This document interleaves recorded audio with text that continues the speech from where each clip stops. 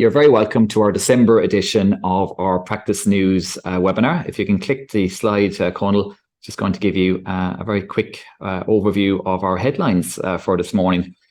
As ever, our two main staple topics are actually tax updates.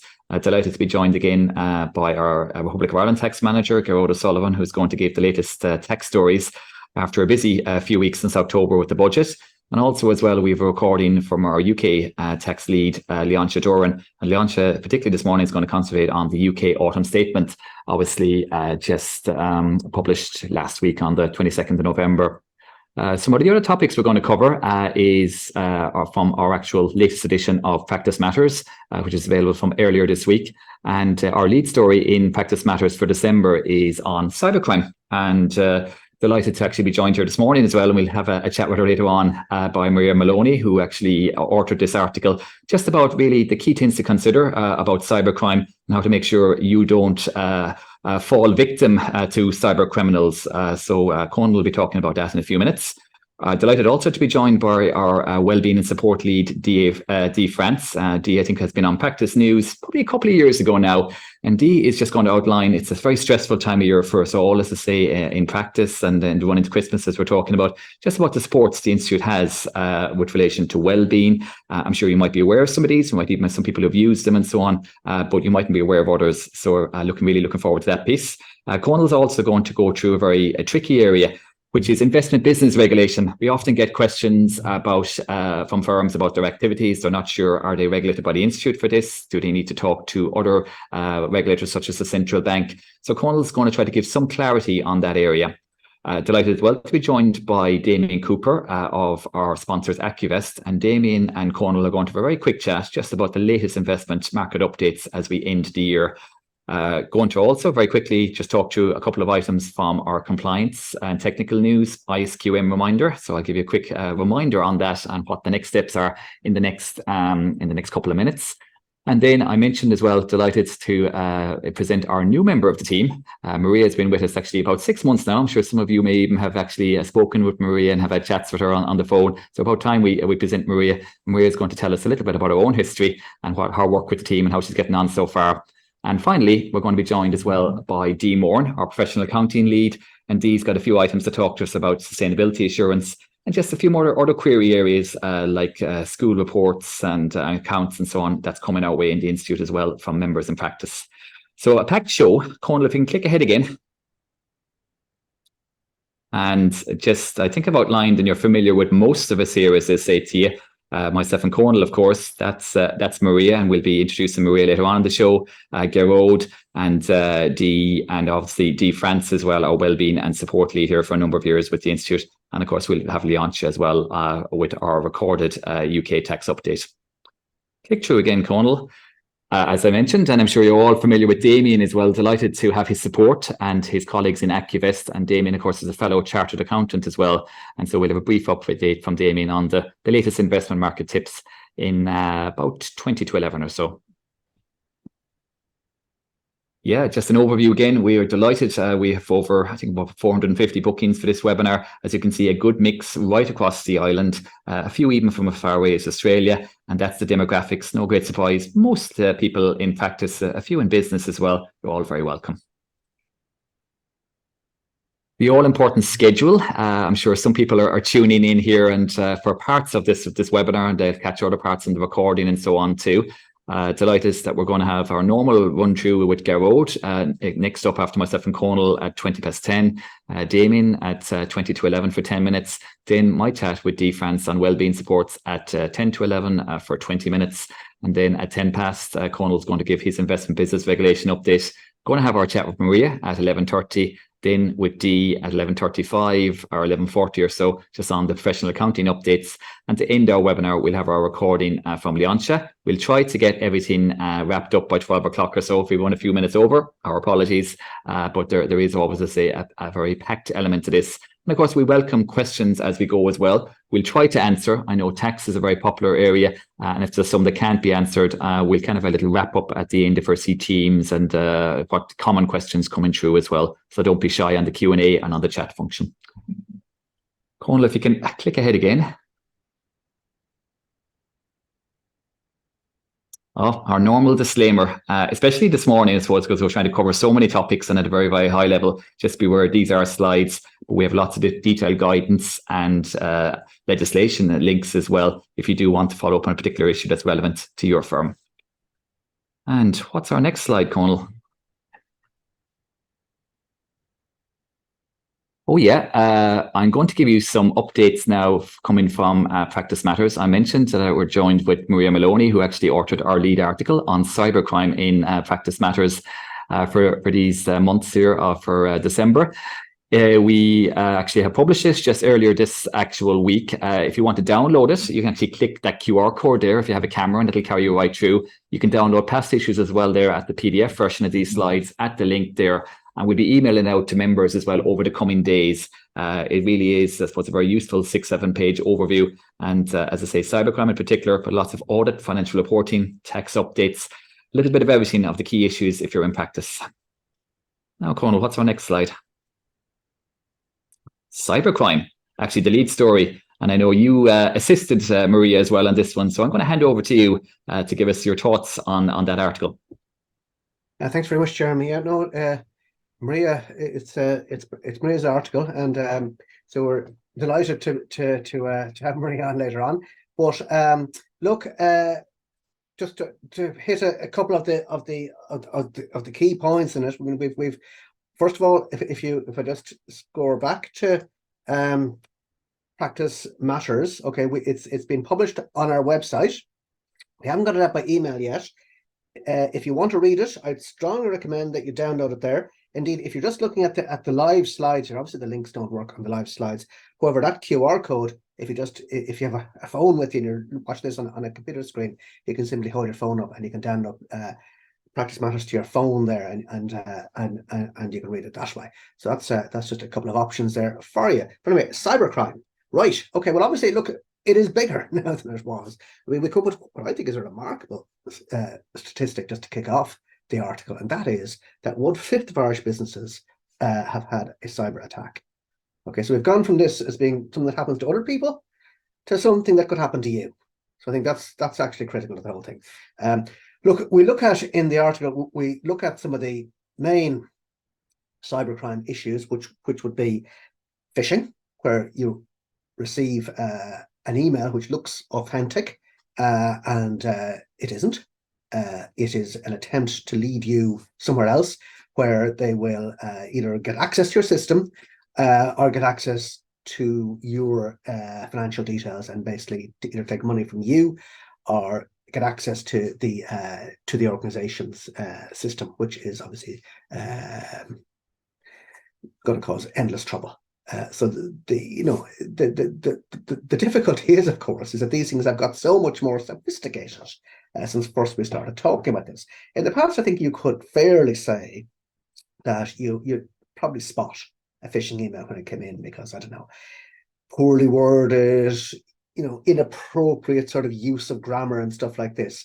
But I think certainly with the passage of time and the advent of AI, which is a great help to the criminals because it enables them to create phishing emails that look so much more authentic, it just is harder and harder to spot. So you've got that. You've got ransomware, where once they're in, what they do is they shut down your system and they demand payment, usually in Bitcoin or something like this, before you can restart your system, and which sometimes firms have no option but to pay up. And there's malware, whereby their objective is to cause damage. So you've got all those types. So what do you do? And obviously the thing to do is to have a proper proper procedures that protect you. And we go through in the article an outline of what they should look like, and proper training for your staff. I mean, obviously, one thing that you do, which just springs to mind, I know because we do it in the Institute, for example, first of all, to train the staff, let them know what a phishing email looks like, a malware email might look like, but then to send through test emails to see how do people respond to this. And you would simply be amazed how many people will click that email, even though they've had the training and so forth, but it's just not sufficiently real to them to avoid what ought to be spotted as a phishing email. One that you don't expect, I guess, is where you'd start. So there's that. And look, also there's the issue of cyber insurance. To consider that, you probably are not covered in other insurance policies for the various types of cyber attacks that you can be subject to. So just to consider that and think about that one. So those are the main things that we talk about there. So now, Jeremy, I think I'll pass back to yourself if you are there. I see a blank screen there. Jeremy, you're coming back onto us. Good stuff to I talk am. to us about ISQM. Very briefly, yeah, I'm going to share the good news with you that it's time to go back and take a look at your ISQM work you've done already if you're in the audit and assurance area. Conal, if you can click through to the next slide. For all auditors, you are aware, of course, that there was a big shake-up with relation to quality management and new processes and new requirements brought in from 15 December of 2022. And I know we did a lot of webinars, put out a toolkit in this area and so on as well. And in our experience in assisting firms, a lot of firms have made very good progress, particularly in using toolkits and actually trying to cater them for their own requirements around developing their own risk assessments and then their own mitigating actions and putting in place their own policies and procedures in this area. But one of the key requirements for ISQM for all auditors and assurance providers is that you will actually look again 1 year afterwards and do your own internal monitoring review and just see basically where do you stand now with relation to quality management. So some of the key questions to consider on this, and this needs to be done by 15th of December, is basically what changes have occurred to your practice over the last 12 months and how do they impact on quality management? So it could be new staff, it could be staff retiring, particularly actors or eyes, and building maybe new work, maybe new audit clients, so on and so on, and building that into your overall risk assessment then and how that's impacted the risks you face from an audit and a quality point of view. And also as well, when you actually put together your ISQM, you would have identified mitigating actions where you actually had deficiencies and they needed to be addressed over the year, and you put in place actions with stresses at work, with your workload. Have you actually over the year followed through in these? Is there maybe new actions that need to be taken because of your new risk assessment here to identify new gaps? So that's what this is about. It's really taking stock and documenting your work. So to help our actual members, we have, of course, an auditing year-end update and webinar. You may have received emails about this in recent weeks. We're going to have that on the 12th of December, and our ISQM update is going to be a key actual part of that. So if you're wondering what next step do you do, how do you actually do your actual 12-month monitoring review, we're going to get a lot more in depth and even just share our experience as well of what we're seeing with member firms so far in implementing ISQM. So that's as much as I'm going to say on that topic. As I say, if you do want further assistance, come and join us on the 12th of December for that auditing webinar. And I think Chris as well there has actually dropped some slides, or he's introduced himself into the chat as well. So if you're looking for the slide deck there, please do check that out. So that's me, Conal. Clicking on to the next slide there, maybe you have further thoughts on ISQM, but if not, I'm delighted to be joined again by Gearóid O'Sullivan.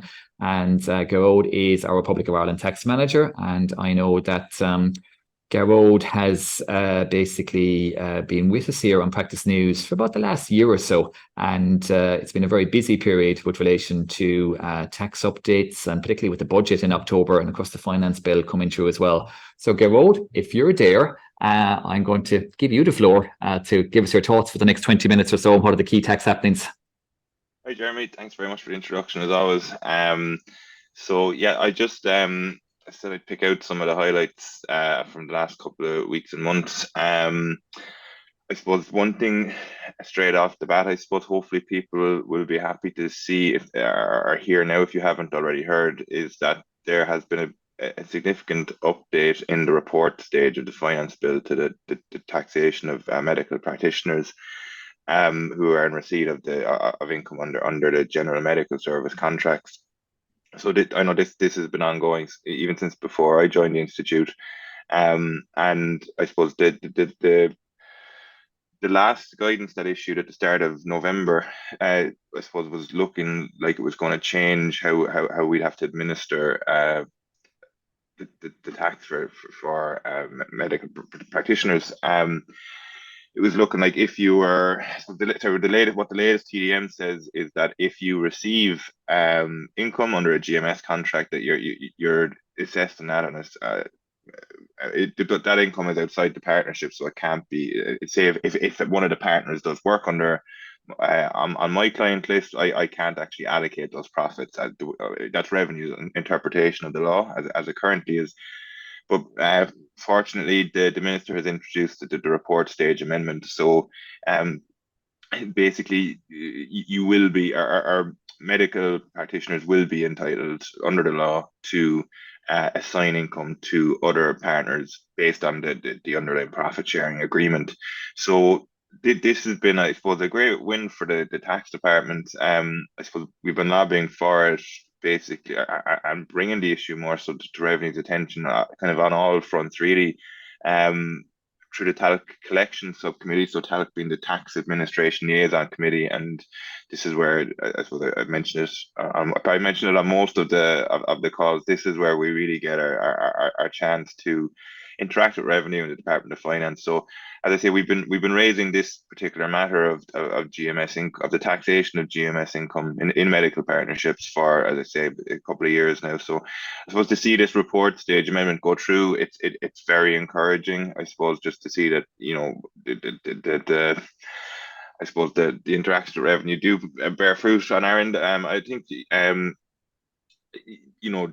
this amendment, as I say, it's very welcome. It's certainly this time of year. So, as I say, if you are looking at the guidance at the moment, you'll see that it does refer to the report stage amendment. And I suppose at this stage, we're expecting that to go through because it's in the latest edition of the bill. Obviously, until you actually see the word act after it, you're always just waiting until that moment. But yeah, as I say, it's fairly certain now that it will go through.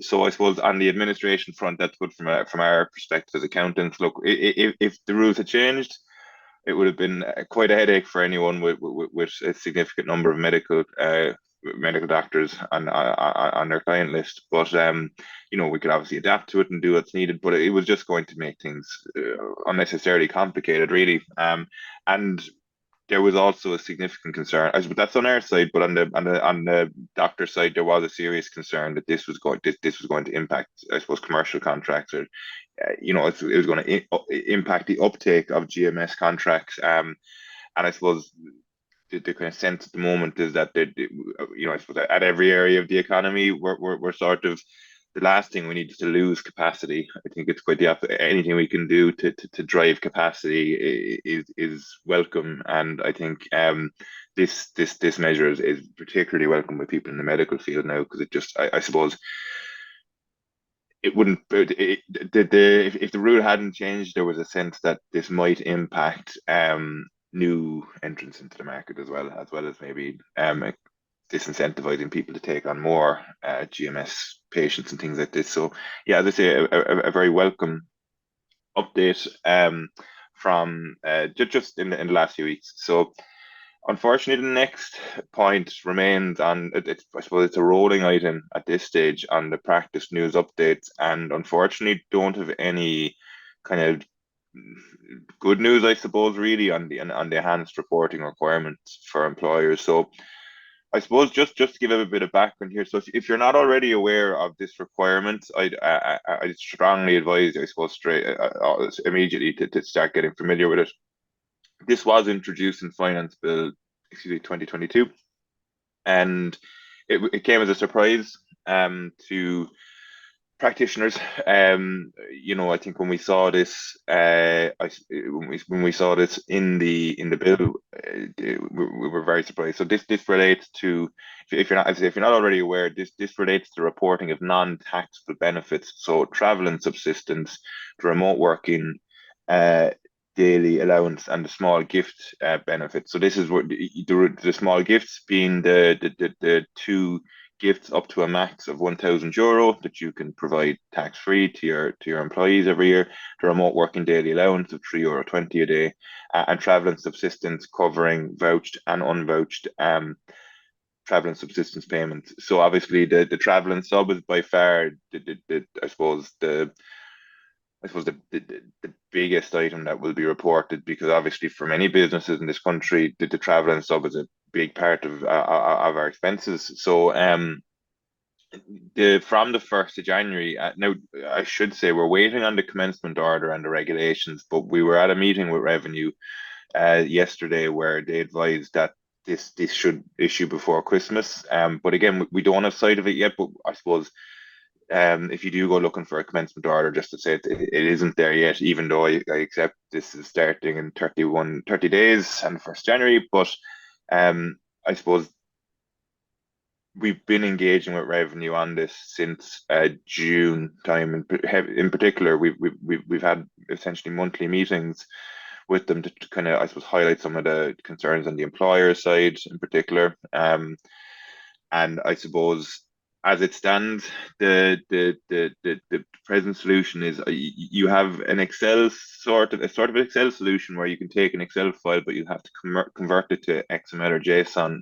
There will be the Revenue will have an online system where you can essentially input expenses on a line by line basis, or else there will be the software solution. Now, I haven't seen the software solutions at the meetings we attend with Revenue. They haven't made these available yet. I suppose a full walkthrough of the software solutions.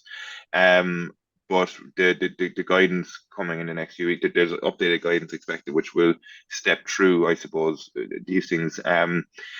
In terms of registering for enhanced reporting requirements for employers, if you are what's called a financial agent, so if you're filing tax returns already for either for your company, if you're registered, if you have a RAS cert for your company, and you can and in theory you have permission to file returns, and you can do that, then you'll automatically you'll automatically be a box will be ticked, so you can do the ERR reporting.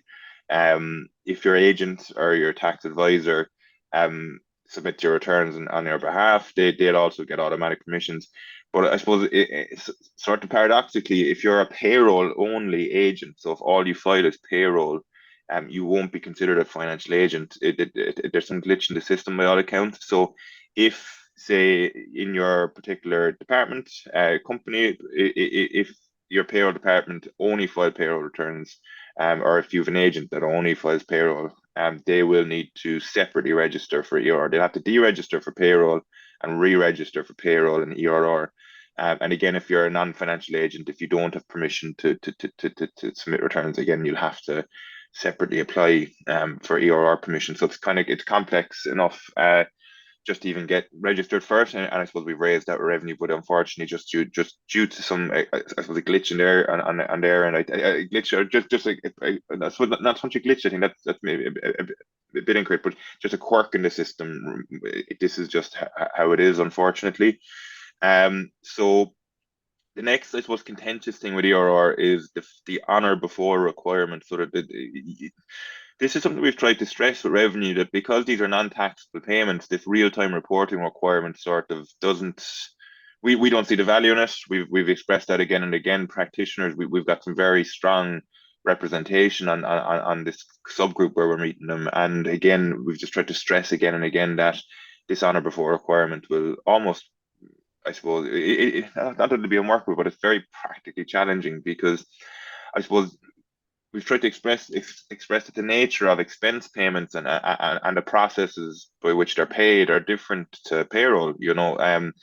Often many companies operate different systems. Some of the, I'm sure many in this call probably are getting ready to submit big expense payments, just for the Christmas parties and things that are coming up, and just general travel over Christmas and all these things. And I'm we all know these are separate systems. So yeah, there's quite a lot of complexity. Just trying to marry up these systems now and to achieve this honor before requirement. So I guess it really, I suppose, if you haven't been thinking about ERR at the moment, if you haven't attended any of the webinars, I'd strongly advise you to keep an eye on that. Revenue are running more webinars before Christmas, and it's certainly worth logging on. There's a hyperlink there to the enhanced reporting requirement section of the Revenue website, and there is good information there. There should be more, as I say, more detailed guidance coming up in the coming weeks, and an FAQ.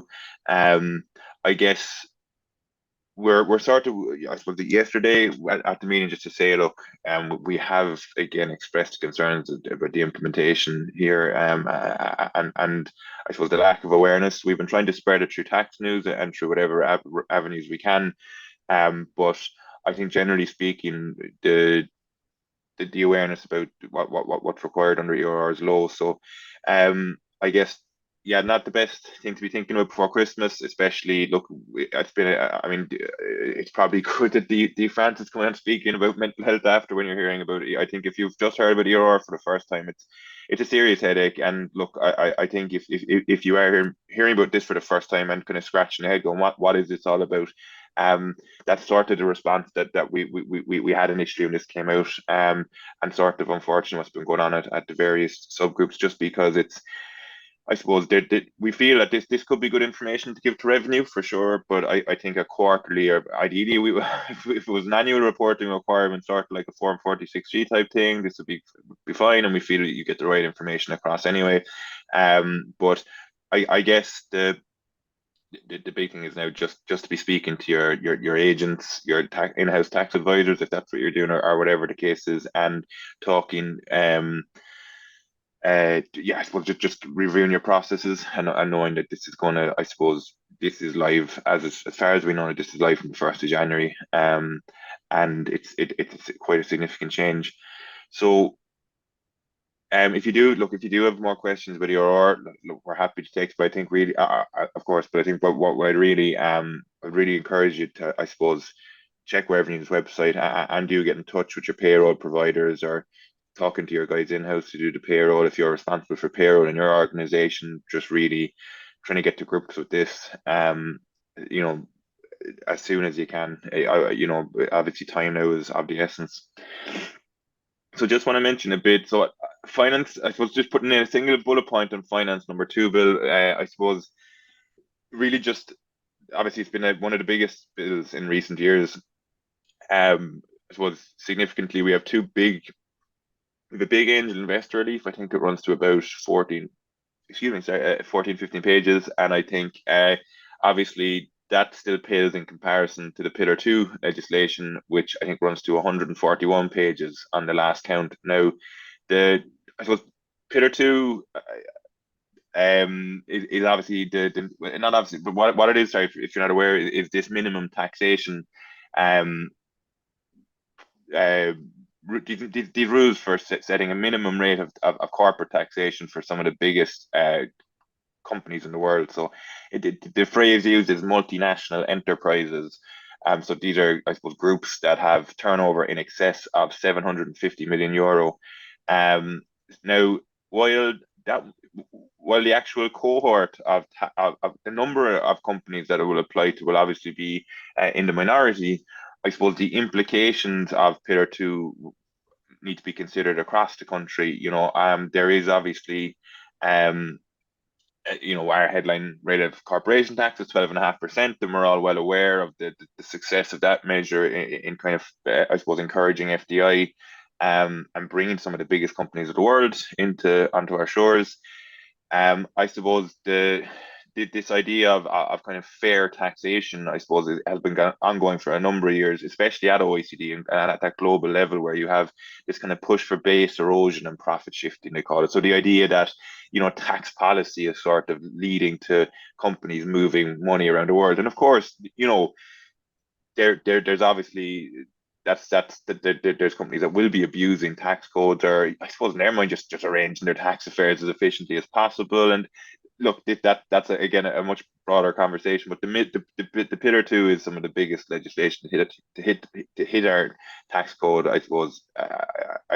Since I've been practicing, and for many people I've been talking to, and maybe some, who've been practicing for 30 plus years, who said this is the most significant change they've also seen.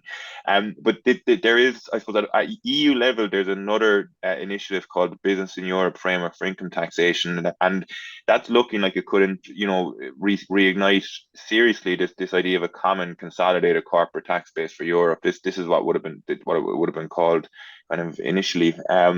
This is sort of a beef. It's sort of a fresher kind of punchier name for what is essentially that old corporate consolidated tax base. And I think for all companies, the idea is that this will apply across the board, not just the big companies. So I suppose as we see how Pillar 2 kind of beds down and some of the issues that arise as companies kind of grapple with the new rules, it's always just worth keeping an eye on how this could affect your own organization. And I suppose if this BFIT proposal does gain traction and starts to, I suppose if we start to see kind of harder implementation dates, it'll be good to just be aware of the experience of Pillar 2 on the island.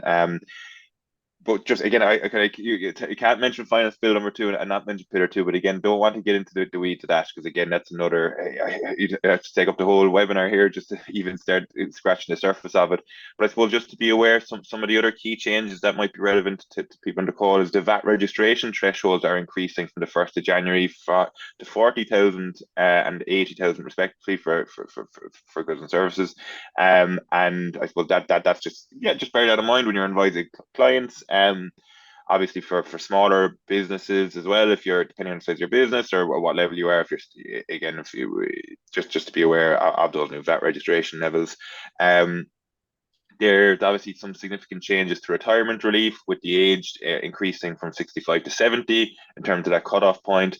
There is going to be a limit on transfers between family members for the first time. So previously, if I transferred, at the right time from parents to child, there was there was no limit on the value that could transfer for the CA for say for the retirement relief. So there is now a 10 million euro cap. So that depending on again where you are in your own business cycle, and I suppose if you're considering succession planning, this is obviously going to be this could be a significant change depending on the size of your business, and of course the number of people you're passing wealth on to and things like this.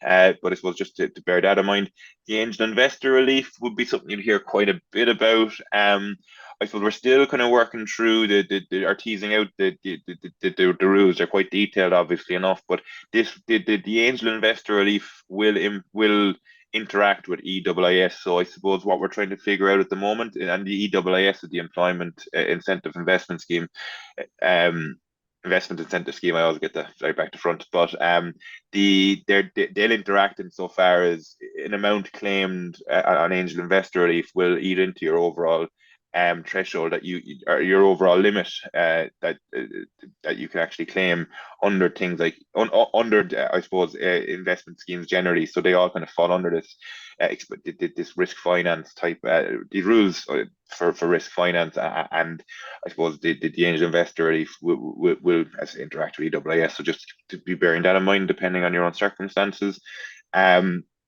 So there's again a number of other changes in finance number 2 bill, and I suppose what I'd really encourage you is to look at it. We have our at a glance finance bill document, which you can find on our website and the tax section, and I suppose that sets out all the changes. We go line by line and just kind of give bullet points and some of the key changes that have been introduced.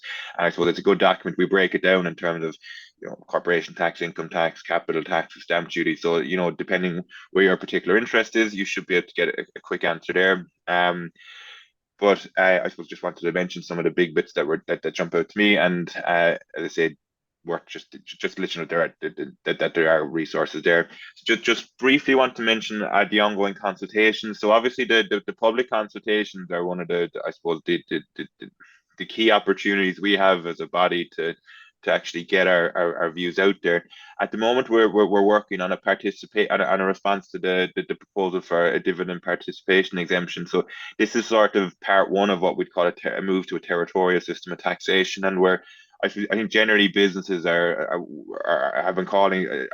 in favor of a move to a territorial system of taxation, and this just means that if I've overseas income, that it won't be included in. I won't have to do a double tax calculation. It will just simply be excluded. Now, how it's excluded, whether it's exempt or deductible, those things that's down to the actual mechanics of how the relief will work. And that will be teased out over the next year. There is a commitment to bring this in next year's finance bill. So I suppose the present consultation is going to be very important in sort of setting a direction of travel. The tax committee are inputting on this, and I suppose we've gotten a lot of good views so far. So as I say, we're working away on that. And also there's in the VAT world, there's some obviously if you are working in VAT, and obviously VAT will impact all people working across the business spectrum. We're consulting as well on the revenues public consultation on VAT modernization. So I suppose the first thing we're looking at is things like e-invoicing and how I suppose we could move to I suppose a more modern VAT system in the coming years. So yeah, I suppose that's another big piece of work ongoing at the moment. So kind of a whistle stop tour there. Really just wanted to focus on ERR. I think that's really where I wanted to bring out, I suppose, just bring people's attention today. Just below, I know I have the two recurring points. So tax source total is currently updated for Finance Act 2022. It's a complete online tax resource. It's a very, very helpful resource for reviewing legislation. The legislation is cross-linked. So if you go into, say, Section 66B, you're going to get cross-linked to all the various sections mentioned in that particular section as well. So yeah, it's a very helpful resource. And then again, if you haven't already, you can sign up to Charter to get started tax news, which issues every Monday. And I suppose we're always including updates on what's going on both inside the tax department and in the tax world generally. So a bit of a whistle stop tour there through some of the highlights of the last few weeks. So hopefully there's enough there to be of use to people on the call today. Yeah, well, there's more than enough there. You've given a great overview again of a very busy period. You're right. The ERR is something I think that has crept up in lots of our members and definitely their clients as well. And I even see that in a couple of the comments there, as I say. And I know Revenue are now trying to get the word out and get the actual the message out with webinars and to assist people. But this is rolling on very quick for 1 January, so I'm sure there's going to be more in that story, and we'll see where things go. All those points coming from the finance bill, and as you said, yeah, in the longer spectrum, the Pillar 2 implementation, that's going to be one of the biggest changes we're actually seeing. Gerard, all I can say is thank you. I know you'll be able to stay with us hopefully for another little bit. There's always a few questions that come in, and if you can take a look at them, some of them you might be able to answer there. And we'd be delighted to have a chat with you again if you are still around in an hour or so. If there's any other thoughts or other questions that come in as well, because I know just coming out of the busy tax season and looking ahead to those things for early 24, there's a lot on the mind of our tax practitioners in the Republic of Ireland and so on. So thanks again. Conal, I'm going to hand over to you, and I know you're going to have a chat with Damien here about investment and where it stands. Absolutely. And the first thing I'd say, we're always we're thankful as always to have AccuVest on as our sponsor. They've been sponsoring us during 2023, and we thank them very much for that. Damien, you're very welcome. You're still muted there, Damien. So you're with us now. This is indeed. Thanks, Colin. Great to have you on, Damien. I mean, like I say, we're delighted to have AccuVest on as you're an independent fee-only Irish-owned pension investment advisory firm. That's what you are. So I'll say, what do you have to tell us this time, Damien? You've been keeping us up to date over the year on the sort of the look ahead position. What's next? So what are you seeing out there from a point of view of sort of the global economy, from a point of view of an investor, of a business person? What's out there? Yeah, well, I suppose, Conal, it's been a busy time it's been a busy year, lots of ups and downs, and thankfully not as many downs as we had in 2022. So it's been a better year generally for investors. And that's great. I suppose people and business owners, I suppose, and probably accountants that are on the call here, I'm sure have had a busy time over the last period, with personal tax filing deadlines, CT returns, accounts filing deadlines. Obviously, in Northern Ireland, they're probably heading into a busy season now rather than just through a bulk of it. But the end of the year, we sort of find is a good time to reflect, and if you get a chance to breathe, and usually over in the run up to Christmas, there's a bit of busyness, but then you're planning for what are you going to get achieved in the early part of December, or the early part of January, the early part of the year, and reflect on how it's been. And it's a good time to do that and to fit that in, and sort of get to the stuff that's not urgent all the time. And so that quiet period can be a good time for reflection and sort of thinking about the stuff that's on my to-do list that I maybe didn't get to, or maybe, and the stuff I know is important but doesn't get urgent. So that's always a good time to look at that. If I look at if I look at the markets, I suppose thankfully we've got inflation, which has been the big issue for the last couple of years at this stage. It has started to come back down, and even this week we're seeing further prints coming out of Germany, Ireland, where inflation is coming back down and expected to come back down. Having, if you use the terminology, it's 2 point something, so it's 2 point something rather than 3 or 10 like it was at the peak. So 2 point something is still higher than it wants to be, but it's been north of 3 for a long time. The ECB is targeting 2%. Remember, and so the fact that they've been tightening all the time in terms of interest rate hikes.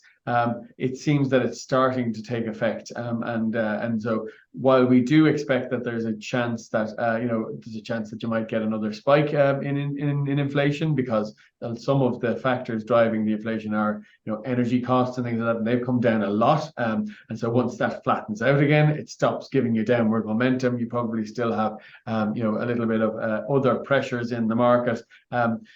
Markets at the moment are undecided as to whether we're going to have a big recession or a mild recession, and which is that soft landing that they're talking about. Certainly, like, economic activity has been slowing all year. And we certainly have Germany is in recession. Parts of France are potentially in recession. Ireland is hard to tell, in terms of GDP, which is one of the technical factors that they look at. But certainly Europe is not maybe quite in recession, but it's close. And the US is looking like it might manage to slightly to just about avoid a recession. The real thing that's been keeping things alive is that labor markets are really strong, and they're really tight in the US, in Europe, Ireland. I'm sure the members, are probably experiencing that, in their own practices, trying to get people, trying to keep people. Wage pressure is coming through. It's not ridiculously high in the context of the high inflation we've come. Yet it hasn't come through as ridiculously high, which is great, because that, if it starts getting in, then you really have a challenge around, inflation becoming bedded in, and that's not great for anybody. So there is that tight labor market, but that gives consumers confidence that they still have a job, that they're going to be paid, and that they can keep spending. So that's good, and it means that if that holds up and it continues to hold up, then we might avoid those recessions or the worst of those recessions. There are lots of challenges out there, I suppose, that are out there. If you look at geopolitical challenges, if we've got the economic growth slowing, we're not sure about what's going to happen with that. But then you've got all the geopolitical challenges. Obviously, we've still got Ukraine. There's a war going on in Ukraine. We have Taiwan and China, those tensions, China-US tensions. And then obviously in the last month, in October, we had a breakout of escalated issues in the Middle East. So with Gaza and Israel, and so that's a real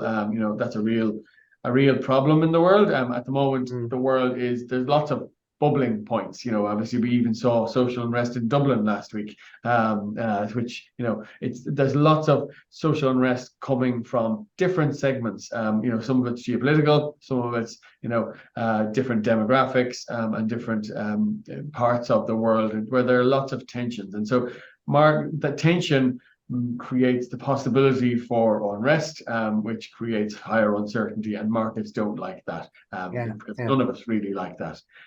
If we look forward, I suppose there's been high interest rates and continuing interest rates, coming through. It certainly looks like markets, the central banks have paused for now. If the inflation continues to come down, they may decide that enough has been done, and certainly their rhetoric has improved. And indicated that there may be a chance that they may have peaked, although they are still watching for potential further spikes, and they are cognizant of that gap still between where inflation is now and where they want it to get to.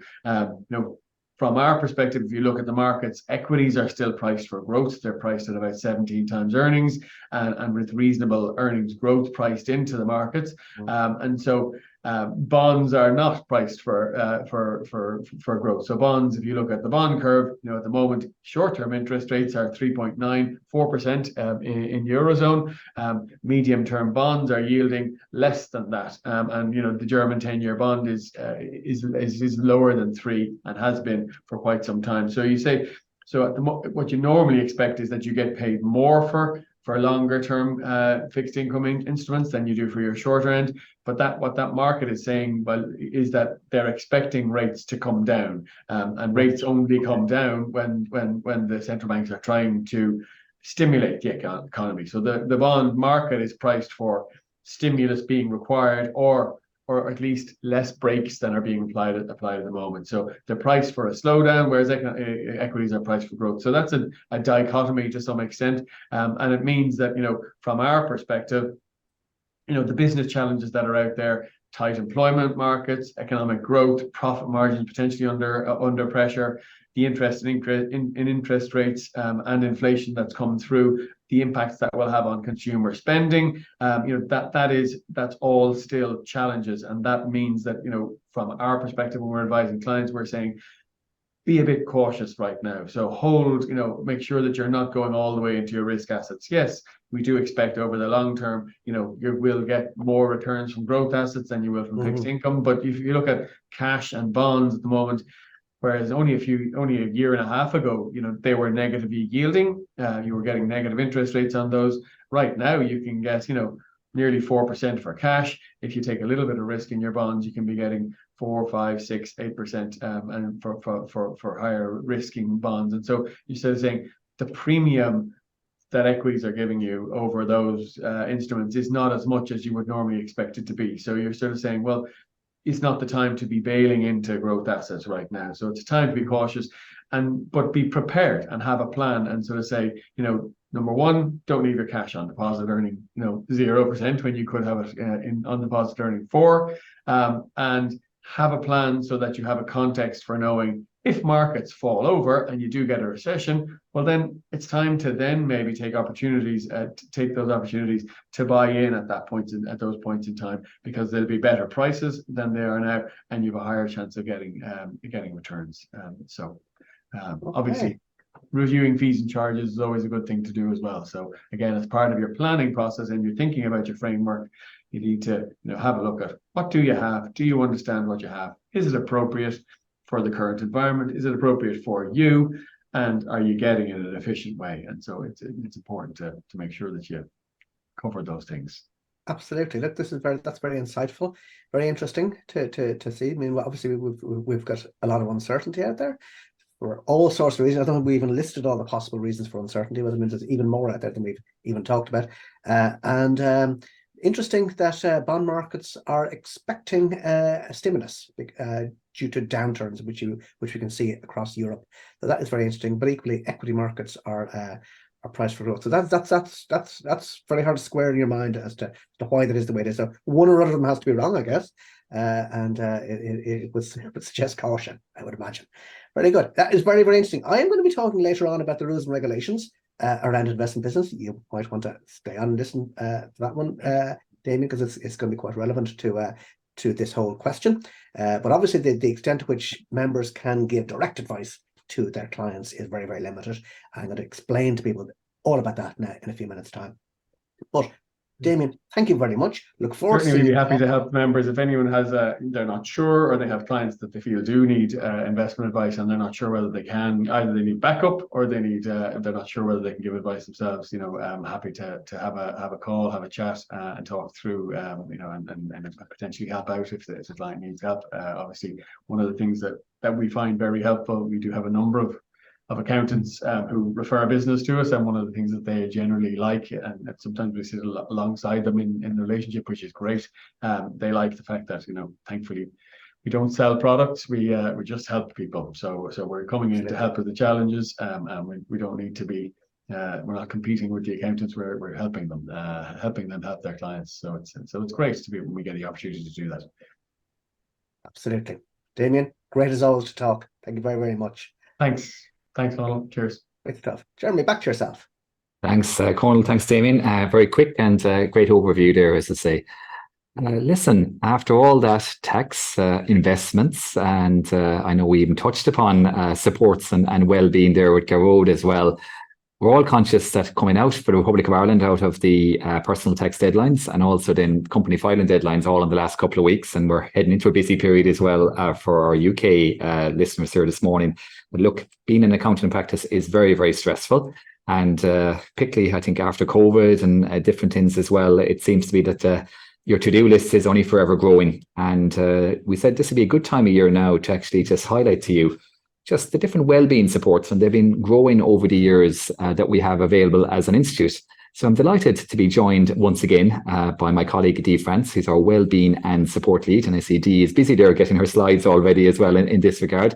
Dee, you're very, very welcome back to Practice News. I think when we were having our chat a week or two ago on this and preparing, I think I was looking at my records. It felt like it was a lot more recently, but it's actually the best part of 3 years ago that we had you on Practice News during the very dark days of COVID and so on, and a very challenging time as well for our well-being at the time.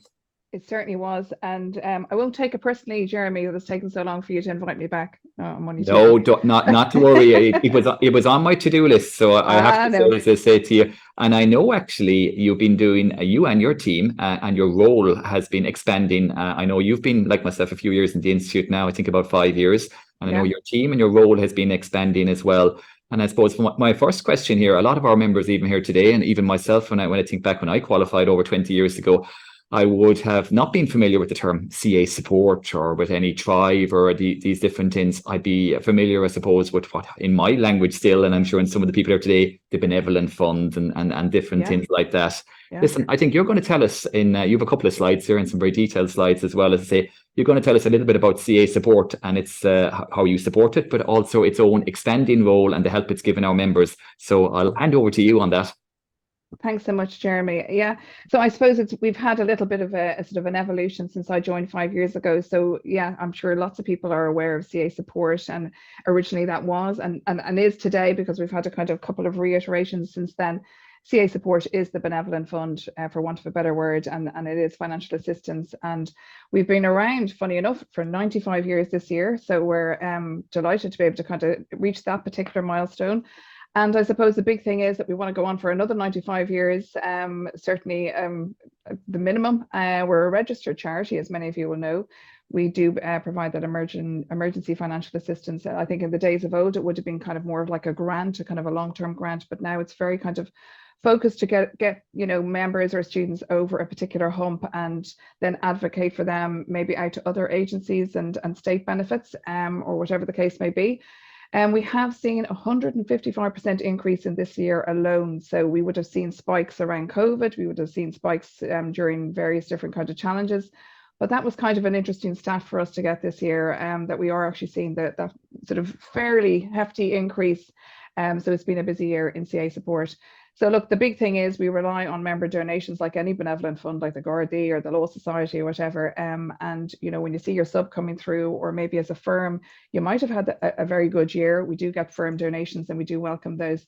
And really, it is a kind of a future proofing. It's somewhere that you can actually tell your staff to go to if there's issues that arise. And the big thing also is just that we are separate to the Institute. We sit in under the roof. We are based out in of the Institute at Pearse Street, but we're very much separate. And I suppose that gives people that level of sort of comfort with confidentiality and that kind of thing. And we have our own board of directors, and I'm just kind of throwing those up there to show you the kind of the breadth and the diversity that we have on the board. These are all volunteers. Some faces you might recognise. We've had some new blood come in, with Claire Horn from Northern Ireland. Richard is based over in the West. Actually, he's in Cork, sorry. David is in the healthcare group over there in the West of Ireland. Connell is based out in New York. Liam Lynch was a past president. Deborah's in EY, Microsoft Workday, a couple of those kind of big multinationals there as well. And of course, Brian Murphy is the chair, and you might know him from the Leinster Society. Very passionate members of our board, and they give their time free of charge, obviously. So maybe something to consider down the road. It might be something that you might be interested in getting involved in. So that's where you can find us. These are all going to be provided afterwards, so I'll scoot through these because I'm aware of time. Another hat that I... That's great actually about CA support and so on. And I know that would have been your original remit of your role probably 4 or 5 years ago and so on in this regard. But I know now, and I've actually been probably after our chat going into the little bit more detail, I'm always just amazed the amount of supports there and the Thrive and the actual Thrive hub and so on. And I know you're going to give us and share with us now, I suppose, the supports that are there for our members, and even share with us some stories of how you have supported members as well in practice and in different areas. And I find it fascinating. I was reading through the slides earlier. So tell us a little bit more about that. Yeah, so Thrive is the other hat, as Jeremy says, the other hat that we wear. So basically, we just found that with CA support, that was originally a wellbeing service as well. That was what I was brought in to do, to expand the service out and include those wellbeing supports, because often when you have financial emergencies or issues or distress, you obviously have anxiety and mental health issues and wellbeing issues. So the two do go hand in hand. But I do think because CA support is a charity, it was kind of getting confusing to be asking members to donate to a model where we're actually looking after our members' well-being and our students' well-being. So we thought we wanted to really sort of split that out and make it much clearer. So Thrive was born about November 21 and has been going from strength to strength. So just to kind of give you an idea of, this is how we kind of map out the life of a student and a member. I'm sure there's lots of other bumps along the road apart from these. These are very smooth indeed, but there are lots of kind of issues that come up. We see kind of trends around kind of family issues, you know, which we've had a number of kind of marriage difficulties that come up just recently in the last week, about 4 or 5, which is kind of unusual. Returners, people that are coming back, they take a break through whatever, it might be sickness, it might be kind of rearing children or whatever, they might come back, midlife crises or third age issues, and then into retirement. So look, these are all kind of trends, but there are certainly lots of other things that come along the way as well. And these are just kind of where they sort of we kind of span out then from the hub and the kind of I suppose the services and the kind of main kind of areas of focus that we concentrate on. Again, these are all supplied after this quick presentation. So I don't want to kind of spend too long, because I'll just run through some of these in a bit more detail as we're chatting. So this is kind of the core list of services that we would offer: confidential listening. So there might be yourself or somebody on your team, or indeed in your family, and you might be struggling, and this is where you might come to us and just get some listening support. And then if it's warranted, we would then refer you out to our professional counselling, where you can avail of, let's just scoot it on and say, where you can avail of 8 sessions, and they're completely free of charge. Again, wellness coaching. What's wellness coaching? It's not kind of fluffy. It's more around kind of stress management. Are you getting enough sleep? Are you looking after yourself? So I think a lot of the time, if you're running your own business, you may not be looking after yourself, or people in your team may be struggling. So that's where wellness coaching will come in. And then mental health and wellbeing webinars and a dedicated team. So you can kind of see some of those as we kind of move through the slides. So then this would be a very typical case for us: a self-referral. So somebody that's kind of rung up themselves or emailed us, maybe a man or a female in their 50s. They're running a mid-sized practice. I just picked Portlaoise. This is not reflective of somebody struggling maybe with staff retention or recruitment or any other issue that might be going on in the business. There could be, again, there's marriage difficulties. They're not sleeping, or they have a bad diet. So the kind of support somebody like that might receive, they have the listening service, of course, with one of the team. They'd go on and have that professional counselling to maybe tackle stress within kind of their working life and those marriage difficulties. And then they might avail of the wellness coaching as well. And of course, they attend some of the webinars that we put on. So these are the kind of people, lots of household names there as well, tackling all sorts of different issues. Pat Divley with his breath work, or Jerry Hussey, lots and lots of stuff around kind of mindset, resilience, just building out your kind of professional kind of development, I suppose. It's kind of another strand of that.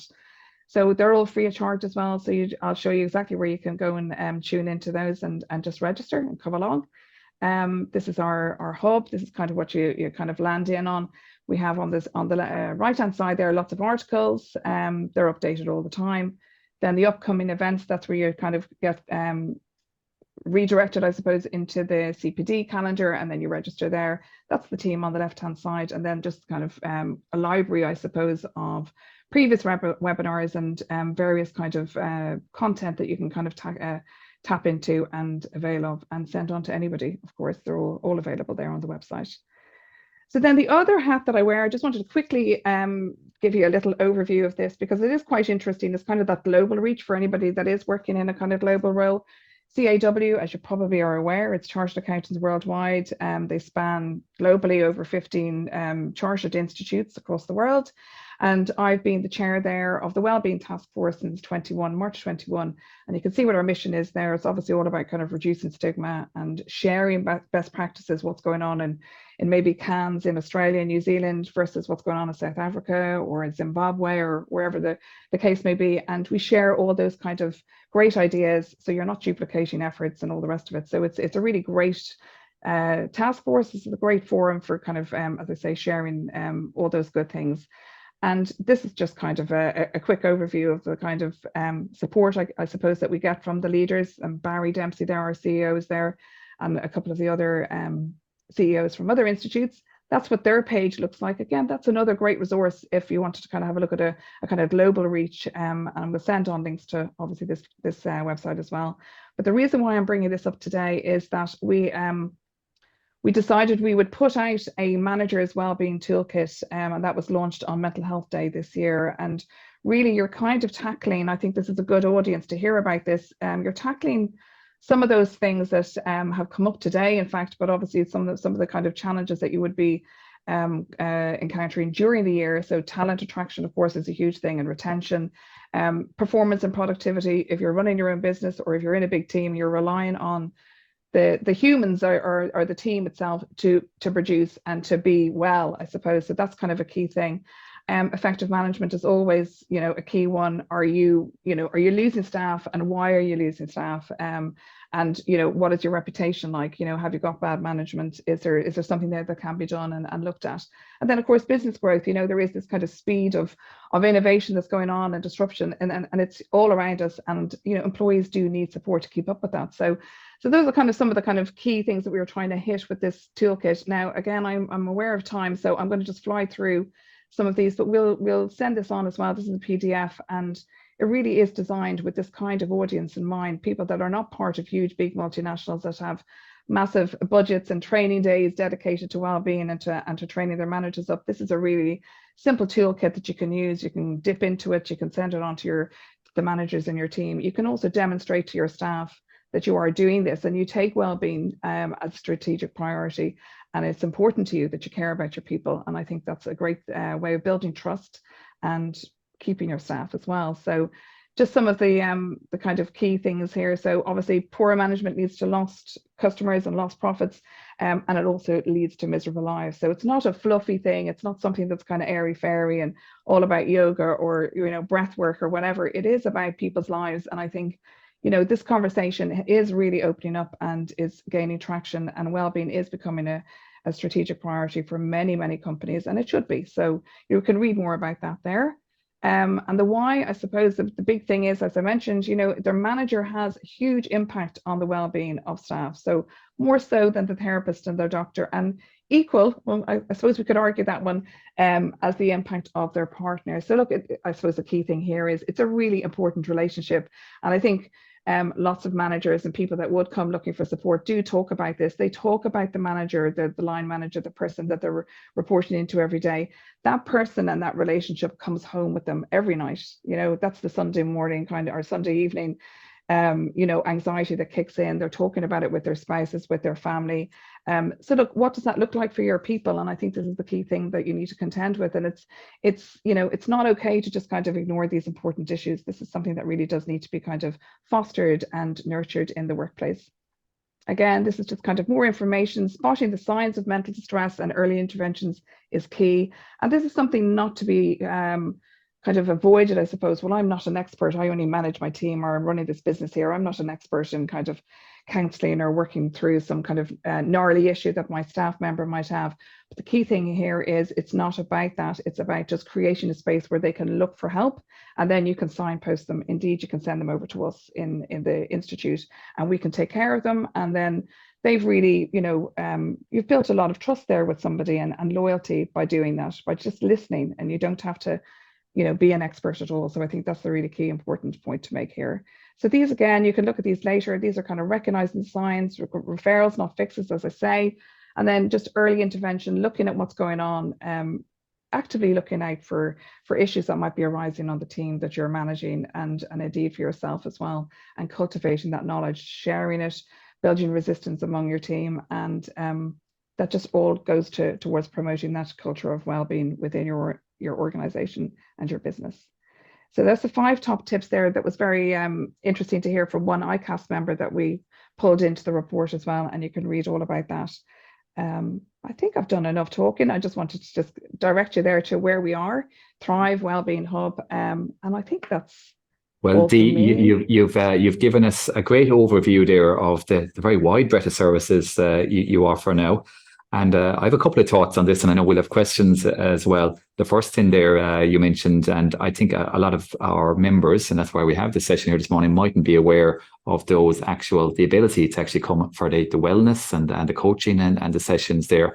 And it can be very difficult if you personally are running a practice, and you outlined an example there, a fictional example, admittedly, of that practitioner in Portlaoise, and you're there, and all the responsibility to practice is on your shoulders. You don't want to admit you're struggling. And I think the great thing about that is, and I've actually had a couple of members who have come and who have availed of the services in this area, and come actually, they found it so helpful, as I say, and they've said this to me afterwards, is that, look, it's a confidential service. It's there, and I know you'd be the person that would be the first contact point, and you're there to listen. But the other external actual the coaching, that's provided by an external provider by us as well. So that's the key thing, in that can be great. I would feel that would be great personally if I was in that situation, that it's anonymous, and sometimes sharing your issues with somebody who isn't in the day-to-day with you is really the key point.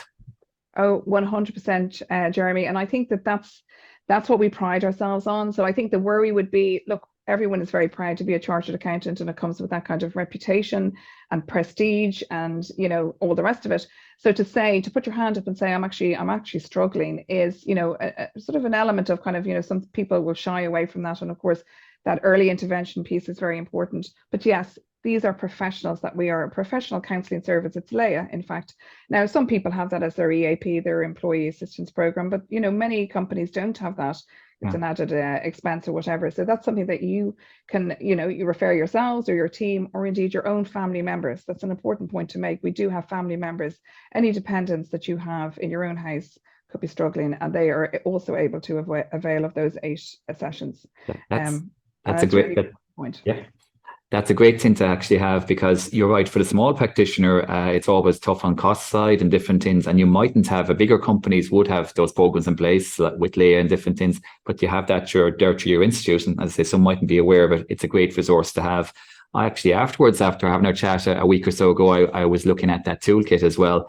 It really struck me. It's a great toolkit, and I know it's international and so on too, but I know I would have people who would say, I'm not struggling personally. But the key thing here is you're actually running the enterprise. You're the boss, and as you mentioned, you're the manager for so many people in your practice. If you're here today and you're a practitioner and you have 4 or 5 staff, and you have to think of it from that viewpoint as well. You may have somebody who's on your team who is struggling, and you need to be, I suppose, just see the signs and see the different things there. And I find that actual toolkit's great there for maybe opening your mind and saying, it's not me that needs this help, but a staff member or somebody, and that again, you're not there to fix that issue, but that it gives you an overview of who to go to and what signs to look out for, because some of us mightn't be as tuned in as maybe we should be in this regard. So I would say to anybody, and I know we're going to send on the slides afterwards, and even just to even go to the Thrive Hub, and it's all there. There's so much good material there, but that toolkit, I find, for any manager or any indeed practitioner or actual somebody who owns their own practice and has their staff,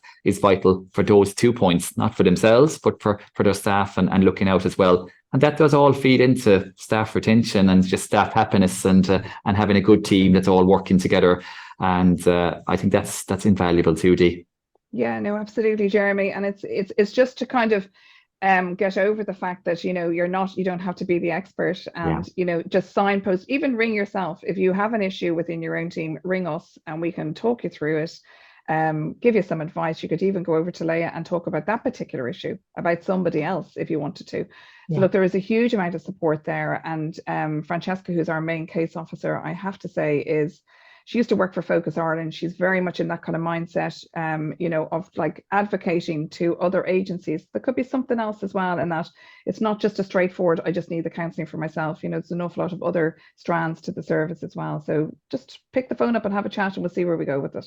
Well, that's great. As I say to you, I think that's the best advice to end this session on. As I said, we will be sending out your slides, but even for anybody, just to click on the Chartered Accountants website, the Thrive Hub and the website. And as you mentioned as well, so many good webinars, and they're all free to view, and we put them up on our YouTube channel, and you can find them all there. I know during our busy lives, it's tough to catch these live, but if you do want to see, there's such a wealth of material there. So Dee, I'm sure you will have members here today afterwards calling you up, and Francesca and the team as well. Hopefully you can stay with us for another little while on this webinar. We may have questions that will come in as well. I'm going to hand back to Conal, but before Conal gets into what could be another stress point for us all, investment business, you may have thoughts in this area as well, Conal. No, I listen. I think that's absolutely great. It's great to hear that you're there. You're there for the members.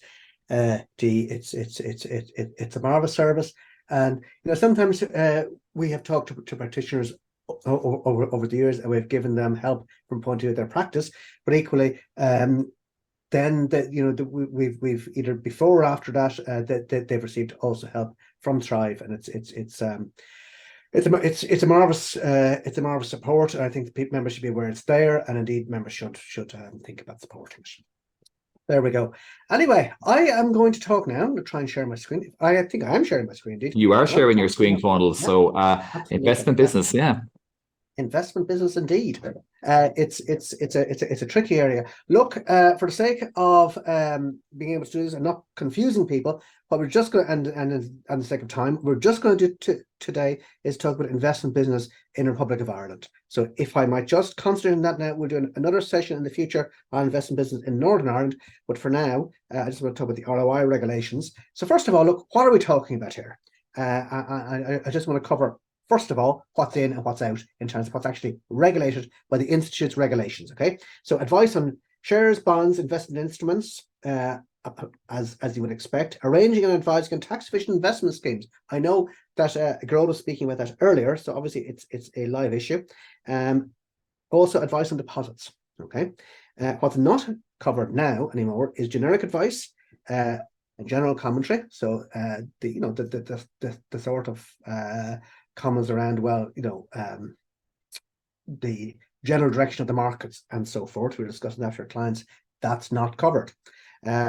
Property acquisition advice when they want to buy property around town or whatever. No. Other advice, and then other items which are not, financial investments, gold, etc., racehorses, God knows, not covered. Advice on commercial borrowings. Yes, absolutely. What is out? So I've done a traffic light system here, greens, reds, and ambers.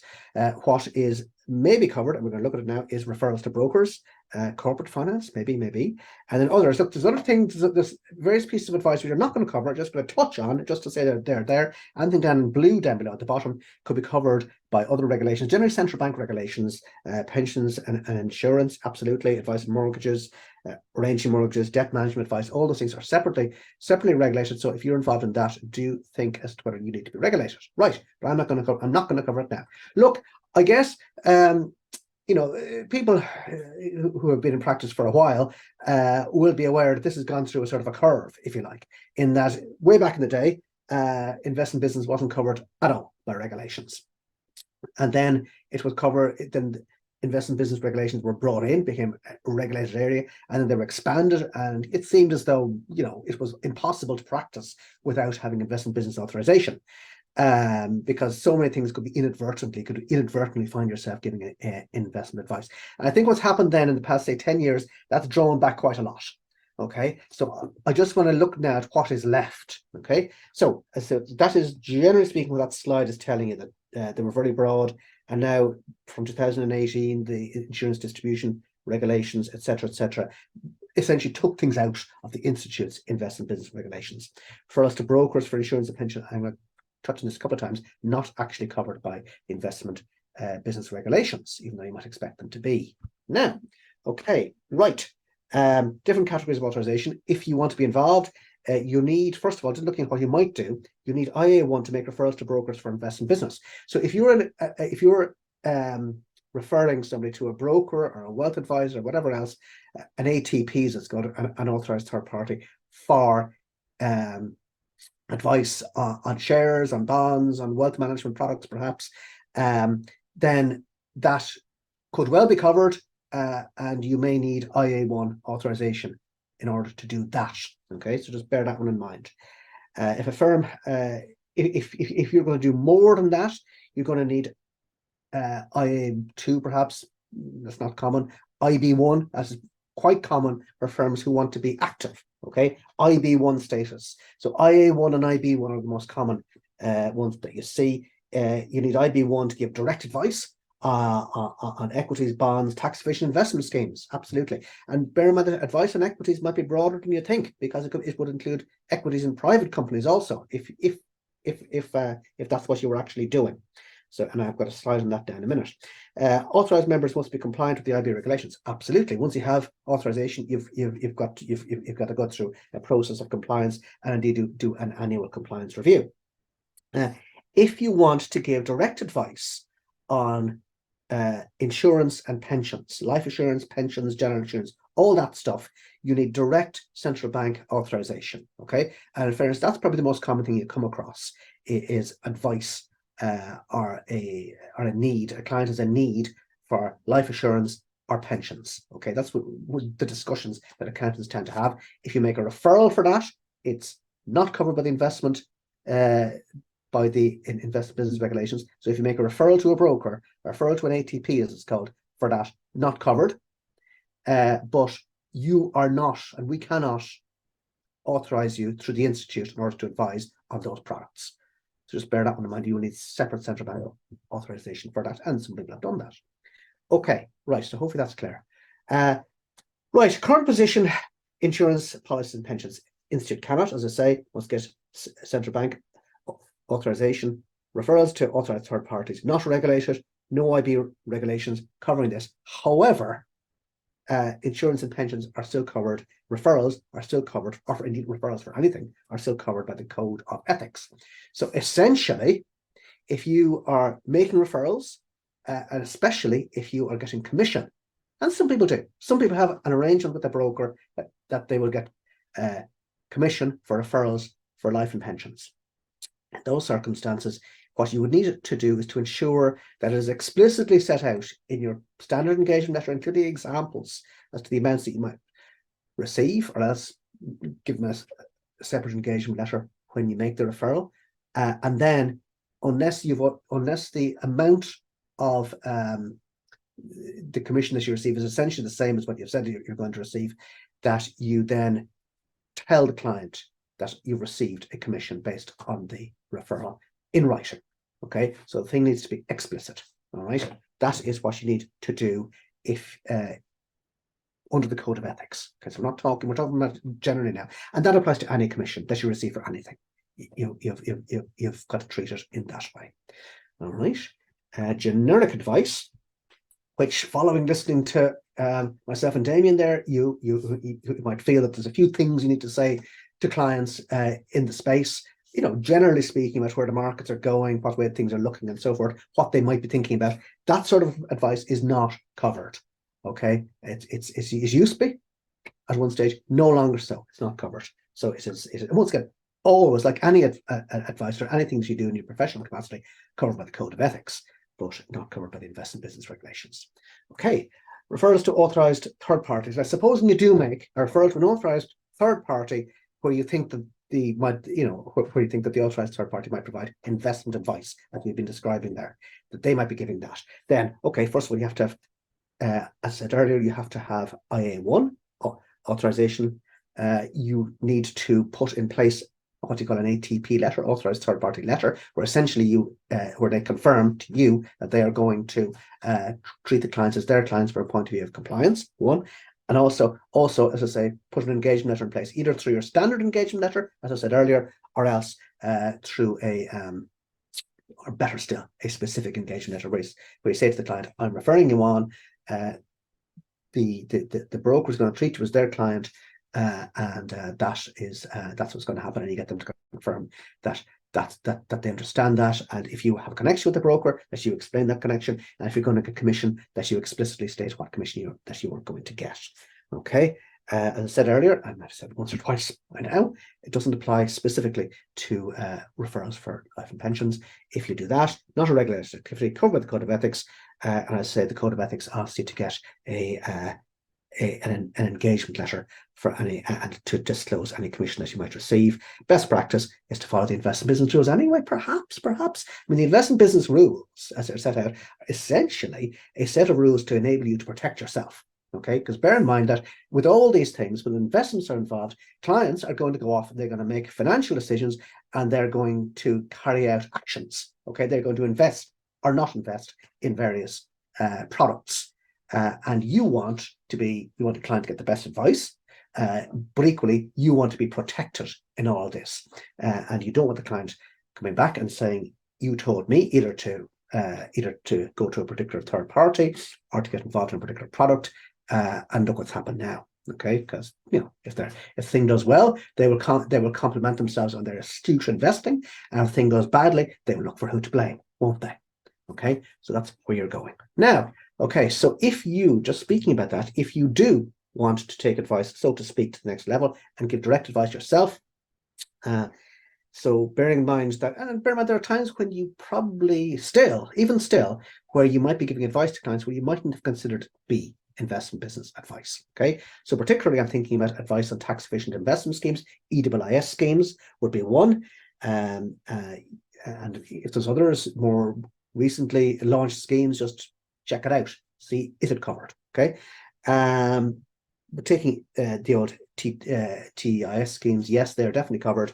And yes, you do need IB1 authorization level in order to advise clients on setting them up, or else to advise clients on investing in them. Okay, and you need IB1 status for that, and you do need to go through the steps, which I'm going to show you now in a minute. You need to comply with the central bank's minimum competency code. Bear in mind, this is driven by the central bank, and what the code requires in order for you to keep your IB1 status, you're required to have an accredited person with a relevant qualification, which needs to be something like QFA or authorized product advisor or something like that. QFA, I think, is probably the most common one people get in those circumstances, but it does, which is, QFA is a straightforward enough exam compared to some, but it does have a rigorous CPD requirement, so it's not to be undertaken lightly. You probably would be an achievable goal to get QFA status, but probably a more problematic goal to keep it. Okay, and bear in mind that none of this applies to advice on life and pensions. I might have mentioned that before once or twice. At this stage, you need to get central bank authorization for that. Okay. Anyways, so moving on. But if you are giving advice via IB1, look, I'm not going to go through these in detail. These are the steps that you would do. As you can see, it's fairly rigorous. The one thing I would say about it is that it protects both you and your client. Okay, so it sets everything out in detail. It reduces everything to writing. You establish what are we being asked to do. You record what research that you did in order to come to a decision. You record the decision. You communicate the decision. You're absolutely transparent with the client as to how you are benefiting or are not benefiting from the process. And it, generally speaking, I say, is a quite a transparent process, which is worth mapping onto any other piece of advice you ever give to a client, if you know the client is going to go off and make a decision based on your advice. Okay, and then one piece I would like to just zone in on here now is corporate finance. It was regulated. It is no longer regulated as such. It did have its own separate section with separate concepts and so forth. Doesn't anymore. But nevertheless, if you are advising a client, and this is my last point there, to buy or sell a non-controlling interest in a private company, then that advice may well be covered by the investment business regulations, and you should probably proceed as though it were. Okay. Now, I guess bearing in mind, if a client comes to you and they say, look, we need an investment of 100,000 euros or €1 million or whatever in order to move forward, and we'd like you to help us to source people who might be interested in investing. It's a non-controlling interest. It's an investment in the business. Bearing in mind, from a regulatory point of view, that's not a million miles different from advising somebody to invest in Diageo or whatever else. The client is relying on whatever information they receive in order to invest in this business. They're not in a position as a purchaser would be. to someone buying a controlling interest to carry out due diligence and so forth, their own due diligence. Okay, so you are, instead of that, when there's a non-controlling interest, an investment, they are relying on the advice that they get and the documentation they get, and the information memorandums that they get. So it does place greater responsibility on the person giving that advice. Okay, so things to do: always issue an engagement letter in these circumstances. Consider whether the project contains any element of advice which might be IB, and consider whether you're indeed authorised to give that advice. If you consider, for example, you're doing pure, say, due diligence or something like this, which wouldn't be covered, then you should state that there is no investment business aspect as stated explicitly. Okay, something like that. I've given you some wording there. Don't use old boilerplate wording, especially don't refer to this concept which used to be in place of non-private investors. That concept has been removed, so I wouldn't use that wording. I take the approach here. Okay, so now just to finish out, and I'm not sure whether I'm in time or not, Jeremy. Am I just about? You're doing okay. That's perfect. You're doing very well, Conal. You can be amazed what you can achieve by just talking very quickly. How people are keeping up with me here. Right. Okay. So just look, understand what is investment business and what's not. By all means, you can give us a shout, because it's an area where we're happy to help people. Understand the different categories, heavily regulated area, issuing. The general rule for any piece of work you do for a client is issue an engagement letter, have template engagement letters ready to go, and issue them. And you can issue them by email, get them to sign them and send it back to you. It can be done. Consider whether there's an IB aspect to corporate finance. Look, say if you're advising people to invest in a business, think carefully whether in fact this isn't actually investment business you're carrying out. Remember that investment business to insurance. Remember, referrals to insurance brokers or similar are covered by the IB regulations for investment related advice. Just don't forget that's still the case. If in doubt, check it out. There we go. There are some thoughts. Now, that hopefully is helpful to people and timely. But I think we'll move on now. So I'm delighted now to be able to introduce you to Maria Maloney, our new team member in practice consulting. Maria, I can't believe it's 6 months already that you've been with us. It doesn't time fly. It's great to have you on board, Maria. I'm going to stop sharing as we'll do that now. So here we go. Stop sharing. There we go. Now, Maria. Great. Listen. Tell us a little bit about yourself, Maria.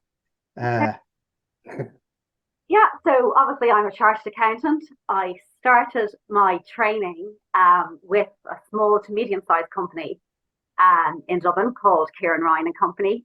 Thank you. Yeah, so here obviously it gave me a great foundation for my career going forward. So I started with doing small accounts prep, then taxation, company secretarial work, and eventually then I ended up being an audit senior on numerous of their big clients. Absolutely. And yeah, so it was a really good experience working there. Absolutely. And I'm sure that stands to you now when you're getting queries from members, you can step back into that world. That's great. Yes. And then from Kieran Ryan, I moved on to one of the big four, and I worked with PricewaterhouseCoopers for over 10 years. And I worked in their deals department in transaction services. So I was involved in numerous vendor due diligence, financial due diligence reports in my time here in PwC.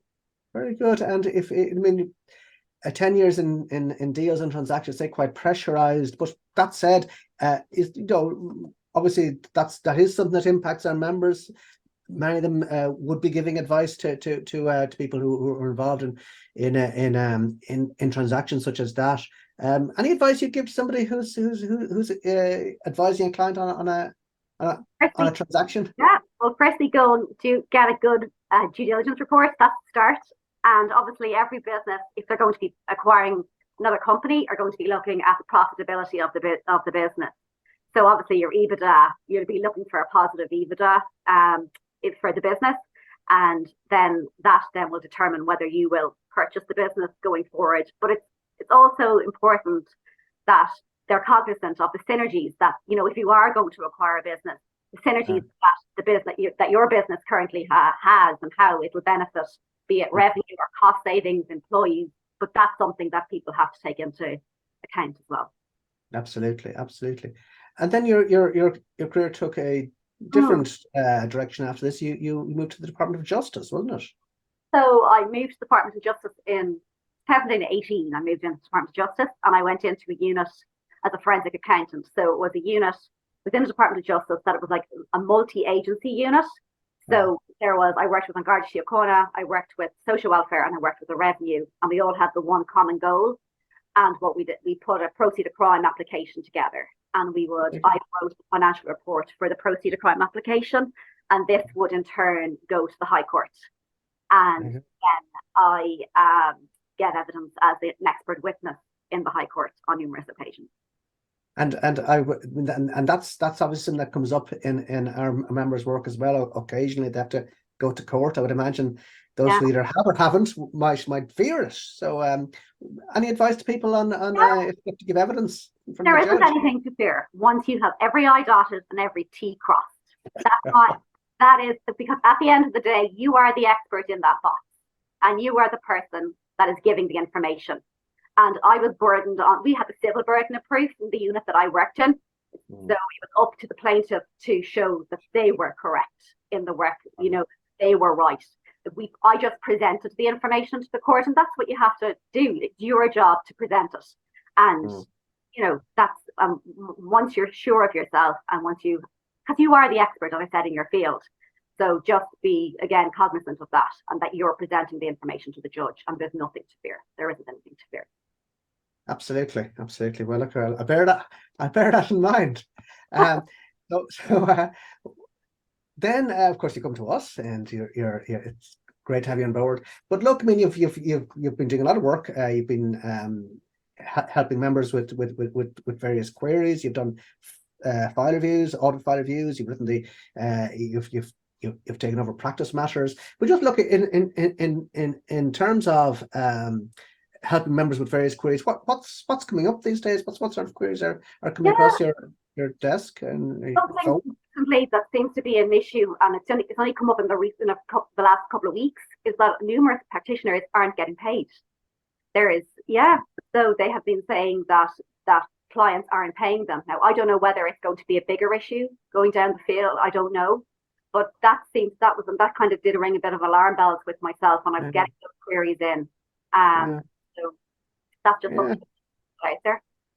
Interesting, and I mean it's an area where the advice would be to members is to look. Your position is not as strong as you'd like when a client has left and they have a new agent who's looking to take over. So I suppose the advices get paid as you go along. But certainly with everything we've been hearing so far, and talking to Damien and support earlier, look, you'd hope it's not a straw in the wind that clients are having more difficulty paying and so forth. But certainly it was interesting to hear it that's come up as a point. So look, that's but by all means, we're continuing to pay attention to that, and certainly talking to people who hear different stories, different people. But anyway, listen, and I'll just share the screen here again, because I'm kind of conscious earlier, Maria, that I'm just trying to do this now. I'll just share screen one again, just on this. So we'll be in the corner of the screen now. So that was Practice Matters, which you wrote, and I kind of put that up. I said people could use the QR code to download it if they want, and I don't think I gave people enough time to actually do that. So if anybody wants to take the time to do that right now, that would be a good thing to do. So I mean, I gave the whistle stop tour there, Maria, but you had written the article. Was there anything that you'd have added there to my brief description of the article about cybercrime? No, I think you did. No, I think you did it justice. It's just one of the things where it shows that, like, the passwords, where, like, 96% of hackers can guess passwords within a minute. Like, that is shocking. And it's that if you don't have a good, strong password, you know, the system's easily hacked, and and I think it's something for all of us, like even in our own personal life, not even work, but just to be, you know, cognizant of that. You know, even like they recommend 8, but I spoke with one of our an IT person, and they said put in 13 plus, because the longer the better.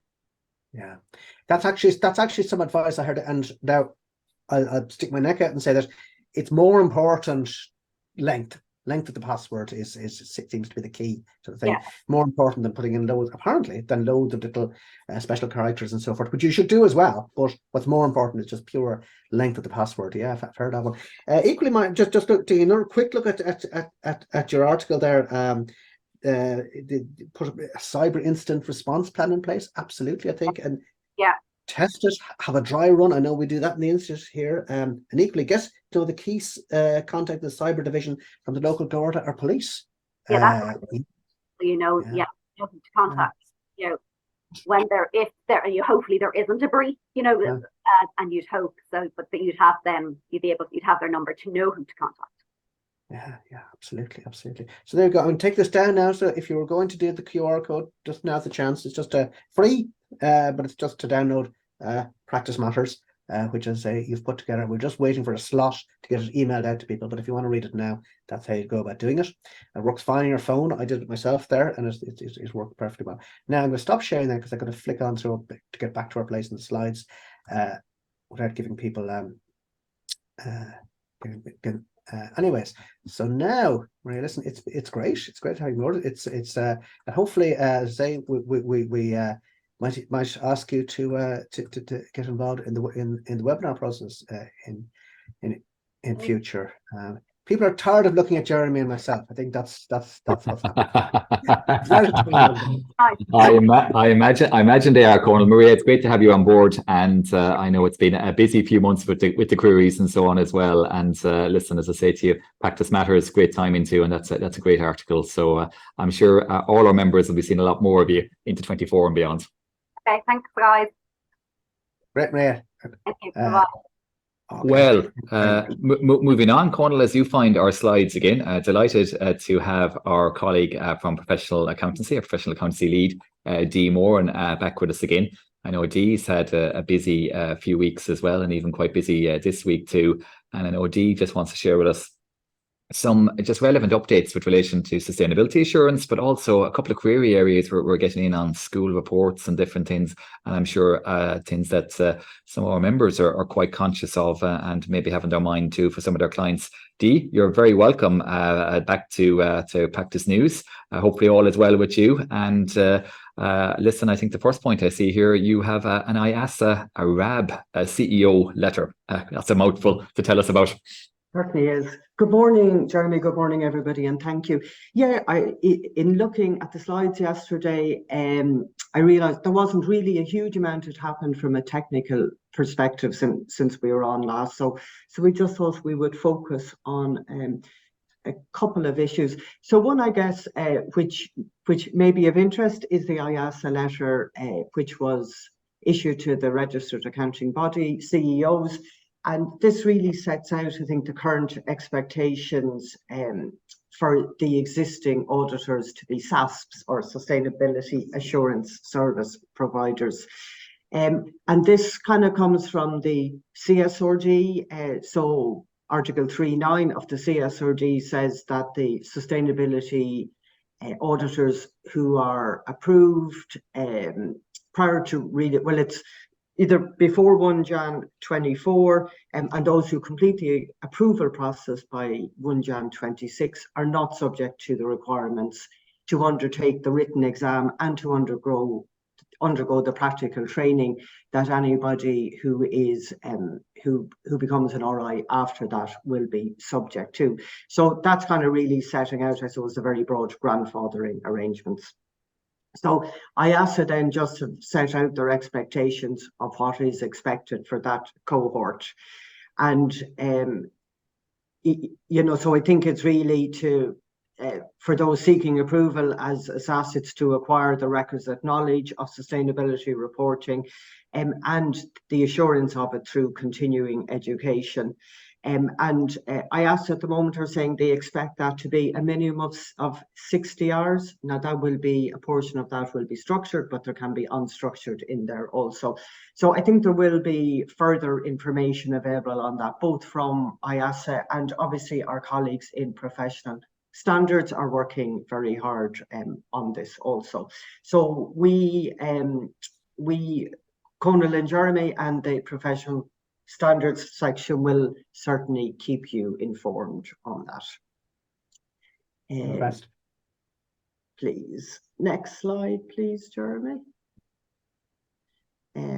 So just in terms of, and this is in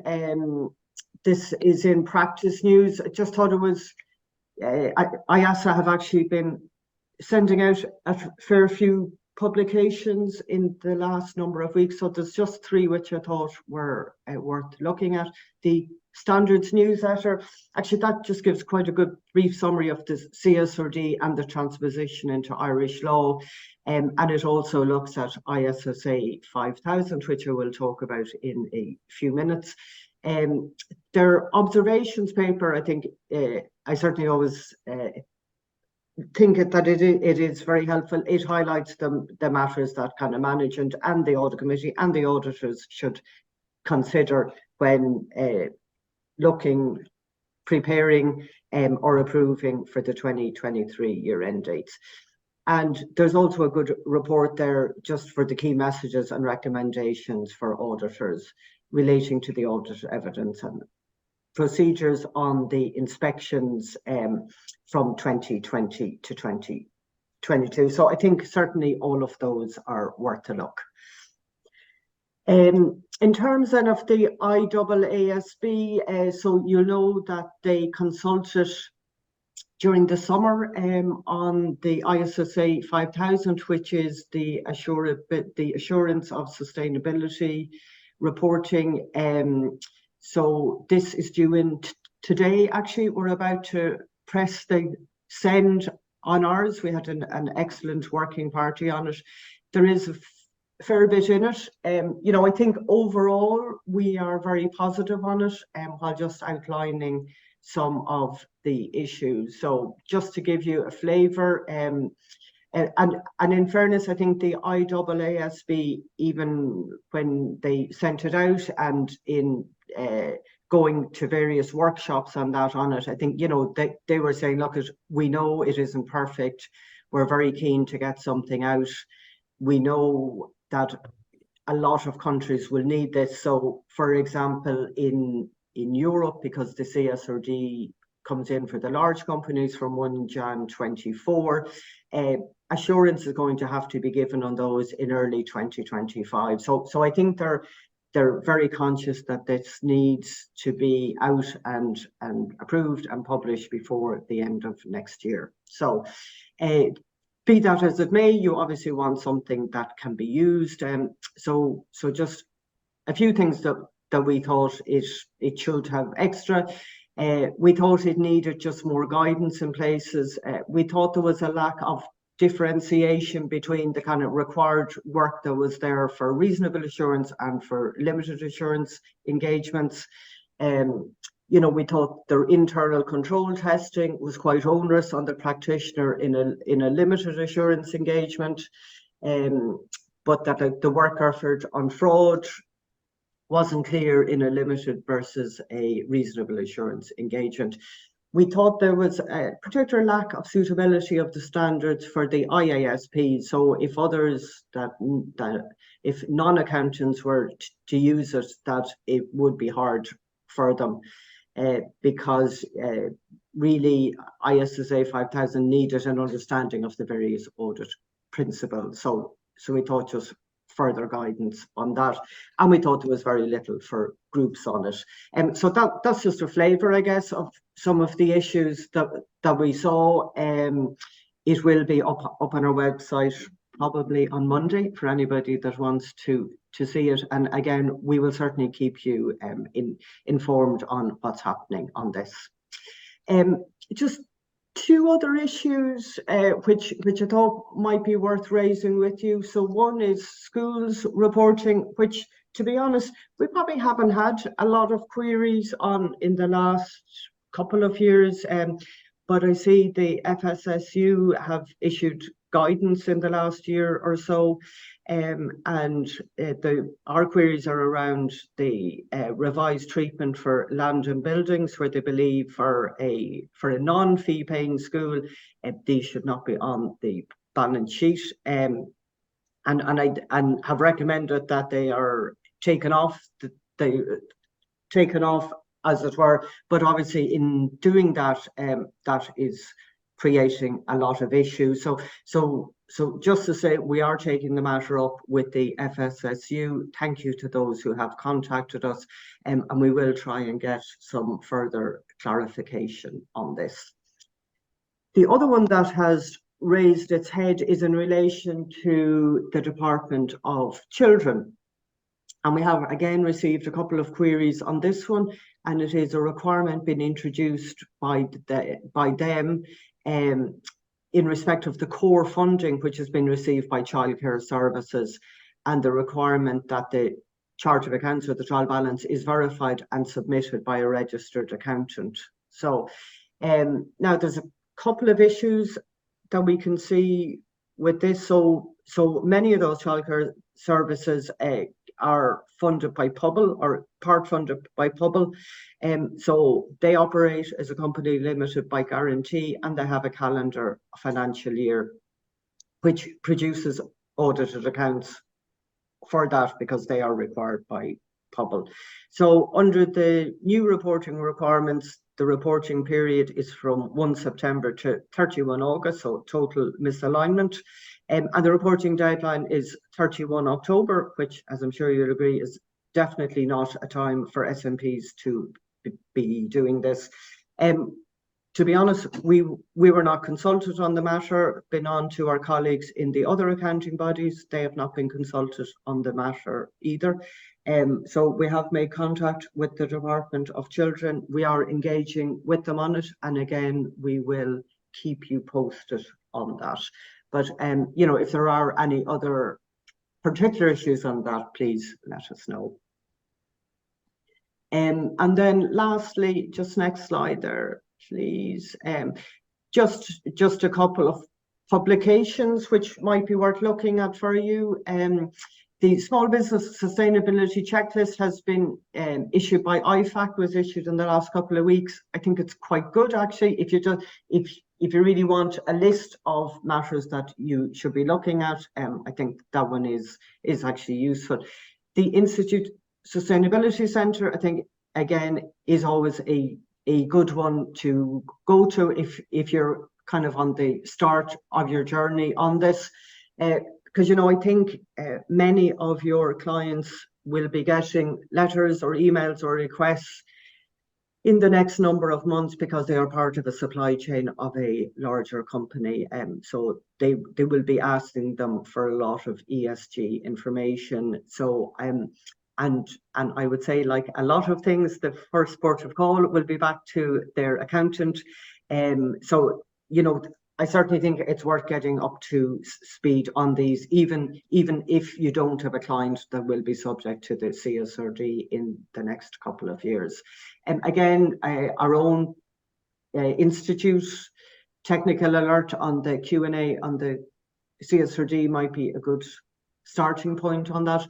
For those that want to know more, the CSRD, that's just a link into the European Commission, which might be worth looking at. And I will see if I can copy it into the chat function. If not, I might just ask Jeremy to send it around. EFRAG in the last week or so have issued a draft standard for SMEs in relation to sustainability reporting. I think there's actually a lot of really good information on it. It will be going out to consultation in January, I think, is what their intention is. It's just going through the final approval processes. So I think it certainly that certainly is worth looking at.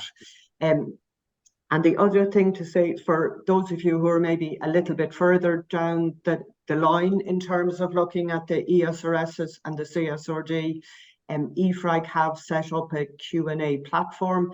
They are endeavouring to answer questions on this. It's actually quite a good one to go into because you can see everybody else's questions and where they're from. So, you know, I think that just gives you an idea of the complexity and the questions that are there. So I think that's pretty much me for this time, unless you have any questions. No, Dee, that's great. A great overview there. You're right. It's been a very busy 2023 on the sustainability front, EU, UK, and internationally as well, and particularly around the assurance. Now we're seeing a little bit more detail, but we had earlier in the year too the ESRSs, CSRD, and we'll see more of that into 24 as well, the formal transposition into Irish law. I know that we're going to have a special feature on our next practice news in February on sustainability, and it's one we've had features on in the past. So I'm sure, Dee, we'll have you back on for that as well in early February.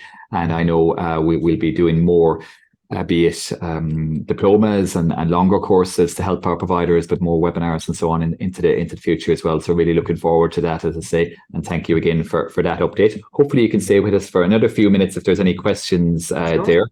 Listen, but thank you again.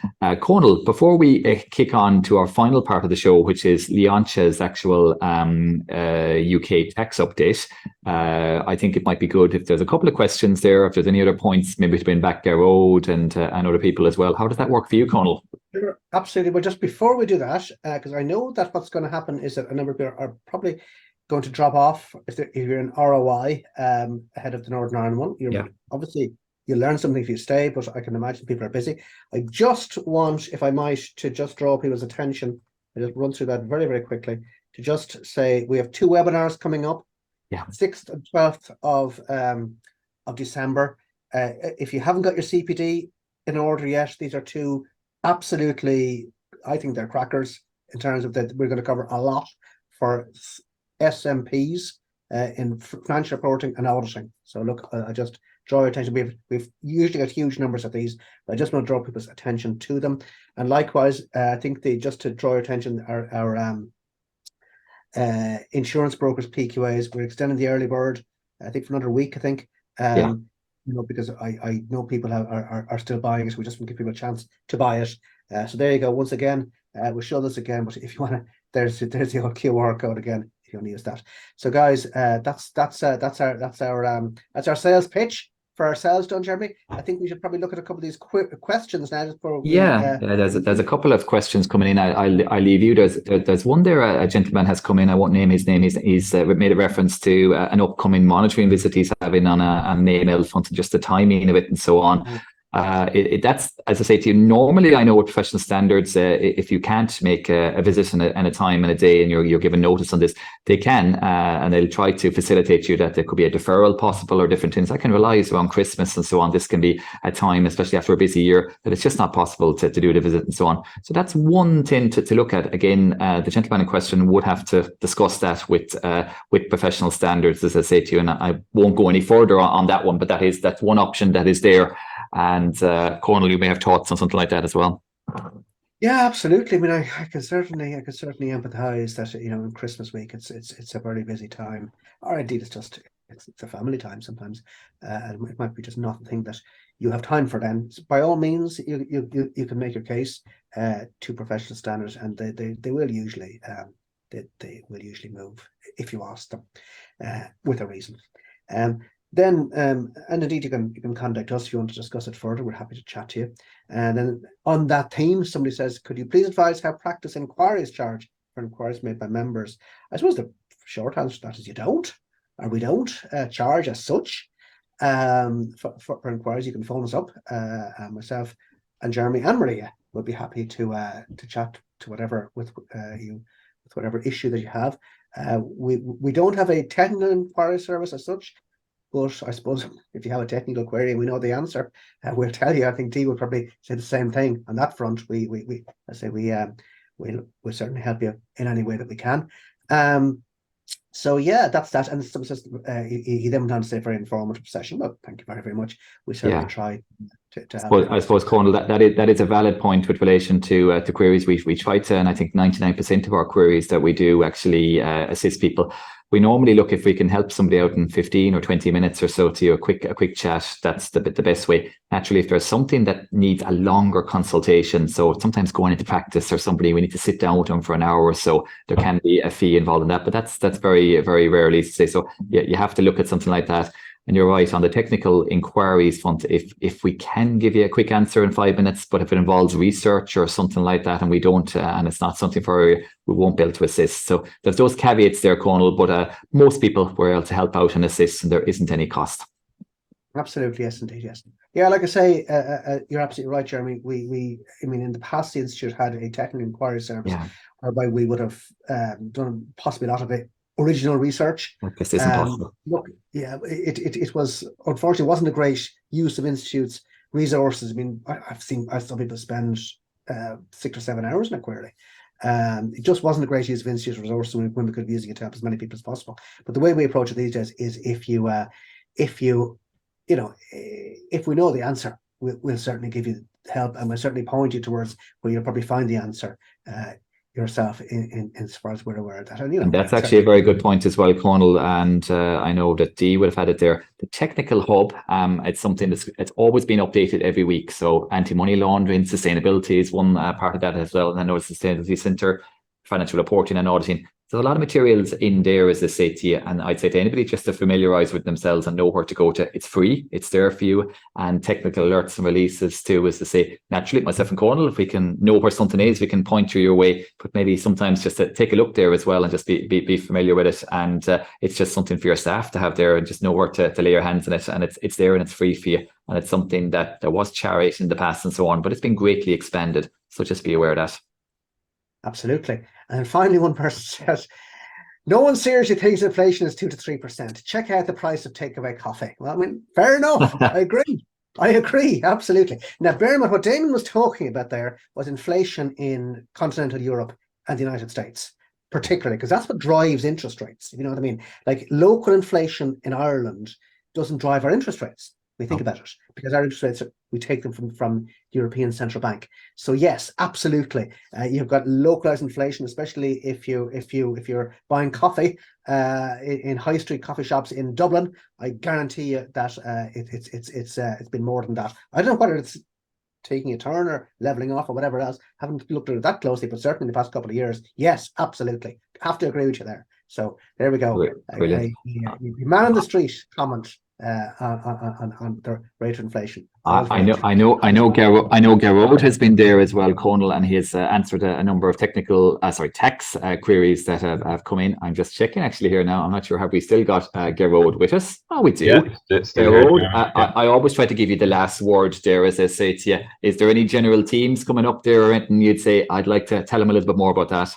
Yeah, look, again, it's on the enhanced reporting requirements, and look, the questions coming in, I suppose, completely agree with all the concerns raised around the information gap between what revenue think we know employers and practitioners know about versus what the actual situation is on the ground for us all. I suppose we have been meeting with revenue since June, and we have consistently communicated the need for, I suppose, greater clarity on the software providers, where they're at. We're getting mixed signals in terms of what revenue seems to be hearing or what they're telling us they're hearing in their meetings with software providers versus what I suppose our representatives and clearly members on the call today are experiencing. That there is a gap, and I suppose unfortunately the webinars are sort of being thrown out now as, I guess, the public information campaign drive, if you will, and I suppose that the uptake has been very low. I think at one meeting there we heard that I think 25% of employers have attended some meeting. Now I'm no marketing expert, but if my target audience, if my hit rate is 25% of my target audience, I'm not going to be considering that very successful, right? So there is some information there. I think it's really a case of just preparing for 1st of January now as best as we can. Again, it's just making sure you're registered, that you can make the returns. I think thinking about worst case scenarios for this as well. I think as accountants, that's something we often do, and it's what makes us good at our job. We can foresee what to do when things maybe don't work out. It's just being ready to maybe submit things via my inquiries if you need to, if you find the software solutions aren't available from the 1st of January.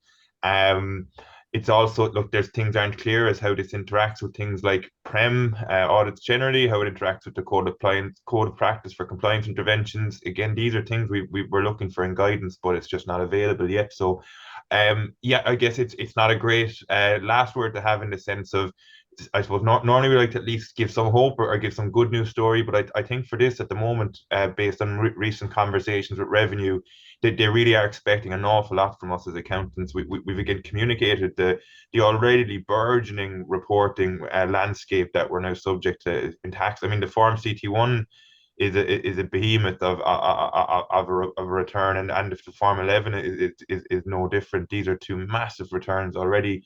But I guess this is just where it is. I suppose today coming on the call, it's very frustrating, all right, on all parts. And I suppose on the software solution, we literally just communicated with revenue that what we're hearing is that software packages aren't ready, yet they're hearing some different. So the discussions are difficult. So.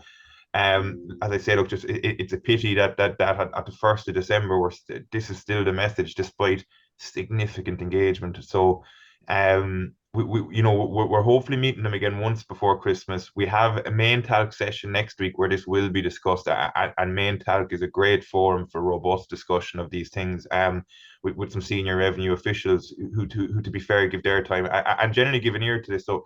Look, we'll just have to see how things go on Tuesday. So do please continue to keep a close eye on tax news in the coming weeks, because that's where we really get a chance to, I suppose, communicate any updates that come between now and I suppose it has to be before in the next 2 weeks, because look, we all need as dear friends should we need time for a break at Christmas for our mental health as much as anything. And look, we've communicated that to revenue, that the pressure that we're all under as accountants at the moment at this time of year. Certainly, look, the income tax filing season has just ended. There's capital gains tax to think about. So we're obviously cognizant of this. We're trying to make revenue cognizant of it as much as we can, but it's very worrying about what's going to happen when this is implemented. And at the subgroup meeting, I know it's not a very satisfactory message to be conveying to you today, and I'd be asking the question of what has really been happening at these meetings, and it's not been as constructive as we liked. Just to say that. And that the sense is sort of a bit. I think dismay is probably a good word to use. At the moment with it, and again, just not, just not obviously not ideal, and just to say that we really are communicating that. So look, I suppose that's consistently the message coming through as you'd expect. Just to say, there was a question there on VAT registrations, and look, and just to say, I suppose we couldn't advise you when or when not to advise for VAT registration, but I suppose look at kind of where you are in your business cycle and consider, like, is it worth your. Is it a good time to apply for VAT registration? That really does depend on where you're at in your business cycle. So I suppose we couldn't be advising, but just to be aware that VAT registrations, especially since Brexit, are taking longer. We have had discussions at the TALC again on this, and it seems to some periods are better than others. Certainly, obviously, if you're looking at something the other side of Christmas, just to be aware that things will naturally slow down for the few weeks of Christmas. So. Look, I could keep talking about the Aurora and our experience with that so far, but it's not going to, I suppose, shed any light you've given a great summary there, as I say to you. And yeah, you're right. Look, there's more to come. Hopefully that TALC meeting next week, that you'll have an update on it. Tax news, I know, every Monday. And so hopefully that by the following Monday, and also e-news, which will actually go out in an hour's time or so. I know, keep an eye on that. That'd be two great ways of getting your latest tax updates, as well, as I say to you. And I know you and the fellow accountancy bodies, you're there, as I say, putting across that viewpoint and where the stress points are here with revenue, and doing your best to make sure that they are aware of all that. So thanks for your efforts on that one, Carol. Well, listen, on that note, I'm going to ask Chris to actually arrange our recording, if possible, with Leontia. I think it's about 12, 13 minutes long, Leontia has informed me. And as I say, it's we'll have our slides as well here with this one. And then myself and Cornel will hold on. We'll have a very quick wrap up after that as well, but we've done most of the things. So it's always good, I think, even if you are based in the Republic of Ireland and you have the time to just listen to what's happening in UK tax news. I'm sure a lot of you have UK tax clients, or you have Irish clients who have businesses in Northern Ireland or in Britain. So just to be aware of that. So Chris, are we good to roll? Hi, Jeremy. Yes, good to roll now. Let's go. You're all very welcome to this December 2023 UK tax update for Practice News. It's certainly been a very busy few months since my last full update in September, with lots happening. So let's get going and let's talk about what we've been doing over the last few months. So firstly, just to introduce myself, hopefully most of you know me by now, but for those that don't, I'm Leontia Doran, the Institute's UK tax specialist, and I can't believe I'm saying this, nearly 30 years experience working in tax. In this recording, I'm aiming to give you a brief update on what's been happening since our last update for Practice News in September and what we, as an institute, have been working on for you, our members. So in terms of the key themes that I'm going to cover, going to take a look at our lobbying work in the last few months. We're then going to move on to look at what's been happening with EU exit and what we've been doing there. We'll touch on the autumn statement and some key announcements, and I hope there'll be some surprises in there that maybe you haven't been made aware of so far. And finally, we'll look at what's happening with Making Tax Digital since HMRC announced the outcome of the Small Business Review last week. So looking first at lobbying work, since the start of September, we've made 3 submissions to government. Firstly, we responded to the consultation looking at the taxation of employee ownership trusts and employee benefit trusts, and the perspective there was to look at how those could be used to reduce the cost of employment and to perhaps encourage uptake of those particular structures. We then made an evidence submission in early October to the House of Lords inquiry into Draft Finance Bill 2023-4, and that focused on our concerns in respect of the proposed merger of the UK's R&D tax relief regimes, and also the geographical restriction to be introduced from April 2024 in respect of agricultural property relief and woodlands relief, which will essentially only be available in respect of relevant business property located in the UK. Now, the last consultation response we made was to the joint HMRC-HM Treasury consultation on tax incentives for occupational health, again designed to look at where there is skills gaps, resources gaps and problems in the labour market to, again, reduce the cost of employment and perhaps encourage people back into work. Now, as normal, several key recommendations were made as part of each submission, and of course you can read about each submission in more detail in the tax representation section of our website. More recently, since September into October, towards the end of October, we successfully lobbied HMRC for an extension to the 31 October 2023 deadline for the end of the VAT margin scheme for second-hand vehicles, and that specifically applied to vehicles moved from GB to Northern Ireland prior to the 1st of May 2023. Now, that deadline meant that if it had gone ahead, vehicles sold after 31 October 2023 that had been moved from GB to NI would have been subject to VAT on the full margin.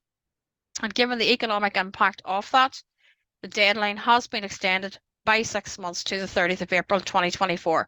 But HMRC has made it really clear that there won't be any further extension. Many members and second-hand car businesses made contact with us after the deadline was announced to express their gratitude for this work. I suppose what we would like to say is the deadline is still the 30th of April 2024. It's extended from the 31st of October. But what we'd also like to do is thank all the members and businesses who provided us with assistance in building the evidence picture needed to support the need for an extension, which obviously was successful. Now, as we're coming towards the end of 2023, And taking a look back over the course of the year, and overall, we've made 11 formal submissions on UK tax matters to government. We've also informally lobbied on a number of other issues, including making tax digital, and I'll cover more on that later. In terms then of EU exit, once again, it's high on our agenda, and we have been attending meetings with HMRC and various government officials on the Windsor framework over the last few months. We've also continued to engage with the EU exit team in the Department for the Economy on EU exit issues, not just tax, of course, there are other matters as well. In terms of the Windsor framework, we've had coverage of guidance on the Windsor framework and other key aspects, which is included regularly in Chartered Accountants Tax News, tends to be included in the EU exit corner. And we'd also like to say that we're very pleased to see that the ongoing recommendation of the Institute, whereby we were saying there was a need to extend the trader support service beyond the end of 2023. We're very pleased to see that this has been taken on board and is being implemented when the UK government announced at the end of September 2023 that the trader support service will continue until 31 December 24. Now, what we will be doing in 2024 is we'll be running a survey of members, probably after the self-assessment filing deadline, to establish the level of capacity in the customs intermediaries market in NI and the potential need for either the trader support service to be made permanent or the necessity for other longer-term supports or solutions to build and maintain the necessary capacity that we know is needed in this area. The Institute, and it was actually myself, was in attendance recently at meetings of the UK Domestic Advisory Group, or DAG as it's known for short, and this is a consultative body which advises the UK government and the EU in respect of issues that arise from the implementation of the Trade and Cooperation Agreement. Now, in particular, the Institute is also participating in the Nations and Regions subgroup of the DAG. Key messages and issues discussed at these meetings are disseminated to members and to our NI Tax Committee. We cover that in tax news for our members, and of course, we welcome your feedback at any time on EU exit related issues and not just tax. In particular, we'd like to hear from you on the operation of the first phase of the Windsor framework, which commenced on the 1st of October 2023 for certain retail goods movements. Turning now to the autumn statement. Coverage from members of the announcements last week included an email on the day, and we also had detailed coverage earlier this week in Chartered Accountants Tax News. We also issued a press release on the day of the autumn statement, which was picked up by the media in 3 places. Now, I'm aware that by now many of you have a good sense of what was announced, but just to touch on a few key measures. Firstly, Class 1 employee national insurance contributions are to be reduced by 2% from 12% to 10% from the 6th of January 2024. Then, from the 6th of April 2024, the main rate of Class 4 national insurance, which is payable by the self-employed, and which is applied to trading profits between 12,570 and 52,70, is being reduced by 1% from 9% to 8%, with Class 2 NIC being abolished from April 2024. We also have further reform to the UK's R&D tax relief regimes. The announcement is that the SME and large company regimes are to be merged as planned from the 1st of April 2024. However, the Chancellor hasn't yet announced the rates of relief that will be available under the merged scheme. That's likely to be in the spring budget 2024, which we're told may be earlier than the normal spring budget month of March. Full expensing for companies is being made permanent. Now, this allows a 100% deduction for companies that incur expenditure on new plant and machinery, with some exclusions, of course, and this was originally scheduled to end after 3 years on the 31st of March 26. But remember, this is only of real benefit to larger companies who have the ability to invest in more than their annual investment allowance limit that already provides 100% relief for such assets up to a maximum of £1 million expenditure. HMRC has also announced that it will be rewriting guidance around the tax deductibility of training costs for sole traders and the self-employed. And it's also confirmed that from 2024-5, the cash basis will be the default basis for all unincorporated businesses to report and pay their tax, though an opt-out into the accruals basis will be available. In addition, details of a number of changes to Making Tax Digital for income tax were also published last week, which I'm going to focus on next.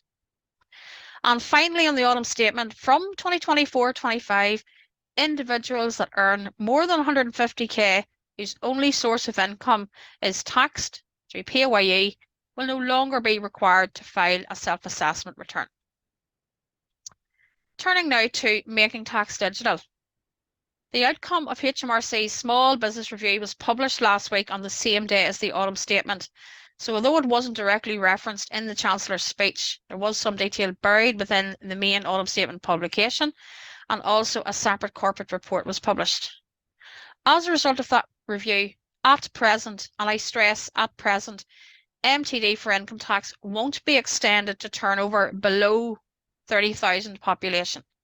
So it still commences for those with turnover greater than 50,000 from April 2026 and turnover from 30,000 to 50,000 from April 2027. But at the moment, anyone below £30,000 in terms of turnover, where they are unincorporated, is not currently being mandated into that regime. Now, there were also a number of other welcome simplifications to MTD for income tax announced, and one of those included the removal of the 5th return that was previously required, the end of period statement. Now, the Institute and the NI Tax Committee met in March this year with HMRC to discuss their small business review, and at that meeting we highlighted a number of concerns which we have talked about previously in Practice News webinars. One of those was the need to raise the exemption limit from its original level of 10,000. Now, to be honest, this has been an ongoing recommendation since MTD was first launched in 2015, so it's good to see that very small businesses are not currently being mandated to join MTD, but I will stress at present, HMRC has told us that it is under ministerial review. And finally, if you have any feedback or comments on any MTD changes announced, do get in touch. So just to wrap up, just a reminder that the recording here is giving you an overview only of what's been happening and key work streams. Of course, we continue to discuss HMRC service levels and would be really keen to hear your feedback on how HMRC are performing, particularly in the context of HMRC removing the agent dedicated line 10-minute wait time from October. Especially, we'd like to hear about the impact that this is having in the run-up to the 31 January 2024 online self-assessment filing deadline. And finally, just to remind you that you can keep up to date with all the latest Irish, UK and international tax developments via Chartered Accountants Tax newsletter that issues every Monday, and there is a link to subscribe to that newsletter on this slide. The last thing for me is just to say thank you so much for listening to the recording. Thanks for your support during 2023. And we also want to thank our members for helping us do our job. Please do get in touch via the contact details on the slide at any time if we can be of any assistance. And of course, we're now in December, so I want to wish you all a very happy Christmas and a prosperous 2024. Thank you. And thanks to Leontia as well for all her help this year. And a very busy last couple of weeks with the autumn statement and all that's going on there, Brexit related and VAT related and so on as well. A very, very busy time. So thanks, Leontia, for that update. Conal, I know we've a couple more thank yous to give to everybody as well. And Maria, great to have you back there as well. And any more thoughts as we wrap up in the last couple of minutes? No, listen, I would like to thank everybody for their contributions. It's interesting to get the feedback. In fact, it's essential to get the feedback as we go through this. That's what all these webinars are all about. They're all about you people who are in the audience, and to have to land with you. It's great to hear what you have to say and to get your queries and to answer them live if we can. That's what it's all about. So look, I'd like to thank everyone. Absolutely, I'd like to thank you, Jeremy, for putting it all together again this time around, and for all the practice newses of 2023. I think we've actually had a far bigger audience for practice news this year than any year so far. So we must be doing something right in it if we're getting that. So well done with that. And that's that. And thanks very much to Maria. Hopefully I didn't ambush you with too many questions there, Maria. And I'd certainly encourage everyone to read Practice Matters, which Maria has just put out, which you will see very shortly in your inboxes. So that's one to look forward to. So there we go. Jeremy, back to yourself. I think, just to say to you, thank as well, just our CPD team. I know Chris is always in the background there for all his help during the year. For this morning, we had Shannon as well, getting you out to your slides, and we'll actually be sending out our survey as well afterwards, early next week. We'll send out Dee Francis' slides as well. Dee said to me she can't stay on towards the end with another meeting, but anybody who does want to contact with relation to themselves or a staff member and so on, feel free, and you will easily just go onto our website, Thrive, and you'll find all the contact details for Dee and her team, because it's a vital service at what can be a very pressurized time for everybody, as I say to you. And just to thank everyone who joined us, Damien, the other Dee Moran, and also to thank Garrod for all his efforts. Probably leaving somebody else out here, but as I say, thanks to everyone on that regard. And of course, our comms team as well for helping us throughout the year for getting out emails and updates with relation to all our activities. That's very much appreciated to Amy, Jill, and everybody else there. So I think that's as much as we have to say. Conal, you outlined before where we have a couple more webinars to go before the year end. Financial reporting next Wednesday and auditing, both proving very popular on the booking front. So I'm looking forward to hopefully seeing a few more of you there, and hopefully we'll see you as well before the year end, maybe even at Christmas lunches, different things like that too. Absolutely, yes, indeed. They're all coming up now. Certainly, I'm going to go along to the Leinster lunch. So I think you're coming along as well. I'll be in Ulster here. Yes, I'll be an Ulster man for the day. You'd never guess from the accent, but I will be. And as I say to you, it's great. So looking forward to that. Absolutely. Okay. Well, there we go. And of course, our sponsor as well. We're delighted to be sponsored, and we're hoping to continue our engagement with AccuVest into the new year. So there we go. Thanks. All right, there we go. We'll leave you go. For those of you who stayed on, so still 153 people on at the end here. So let's get back and enjoy your weekend. It's still too early to be wishing people happy anything, so we won't go there just yet. I think it's only the 1st of December. All right, take care, everyone. Cheers. Thanks again. Talk to you soon. Thanks.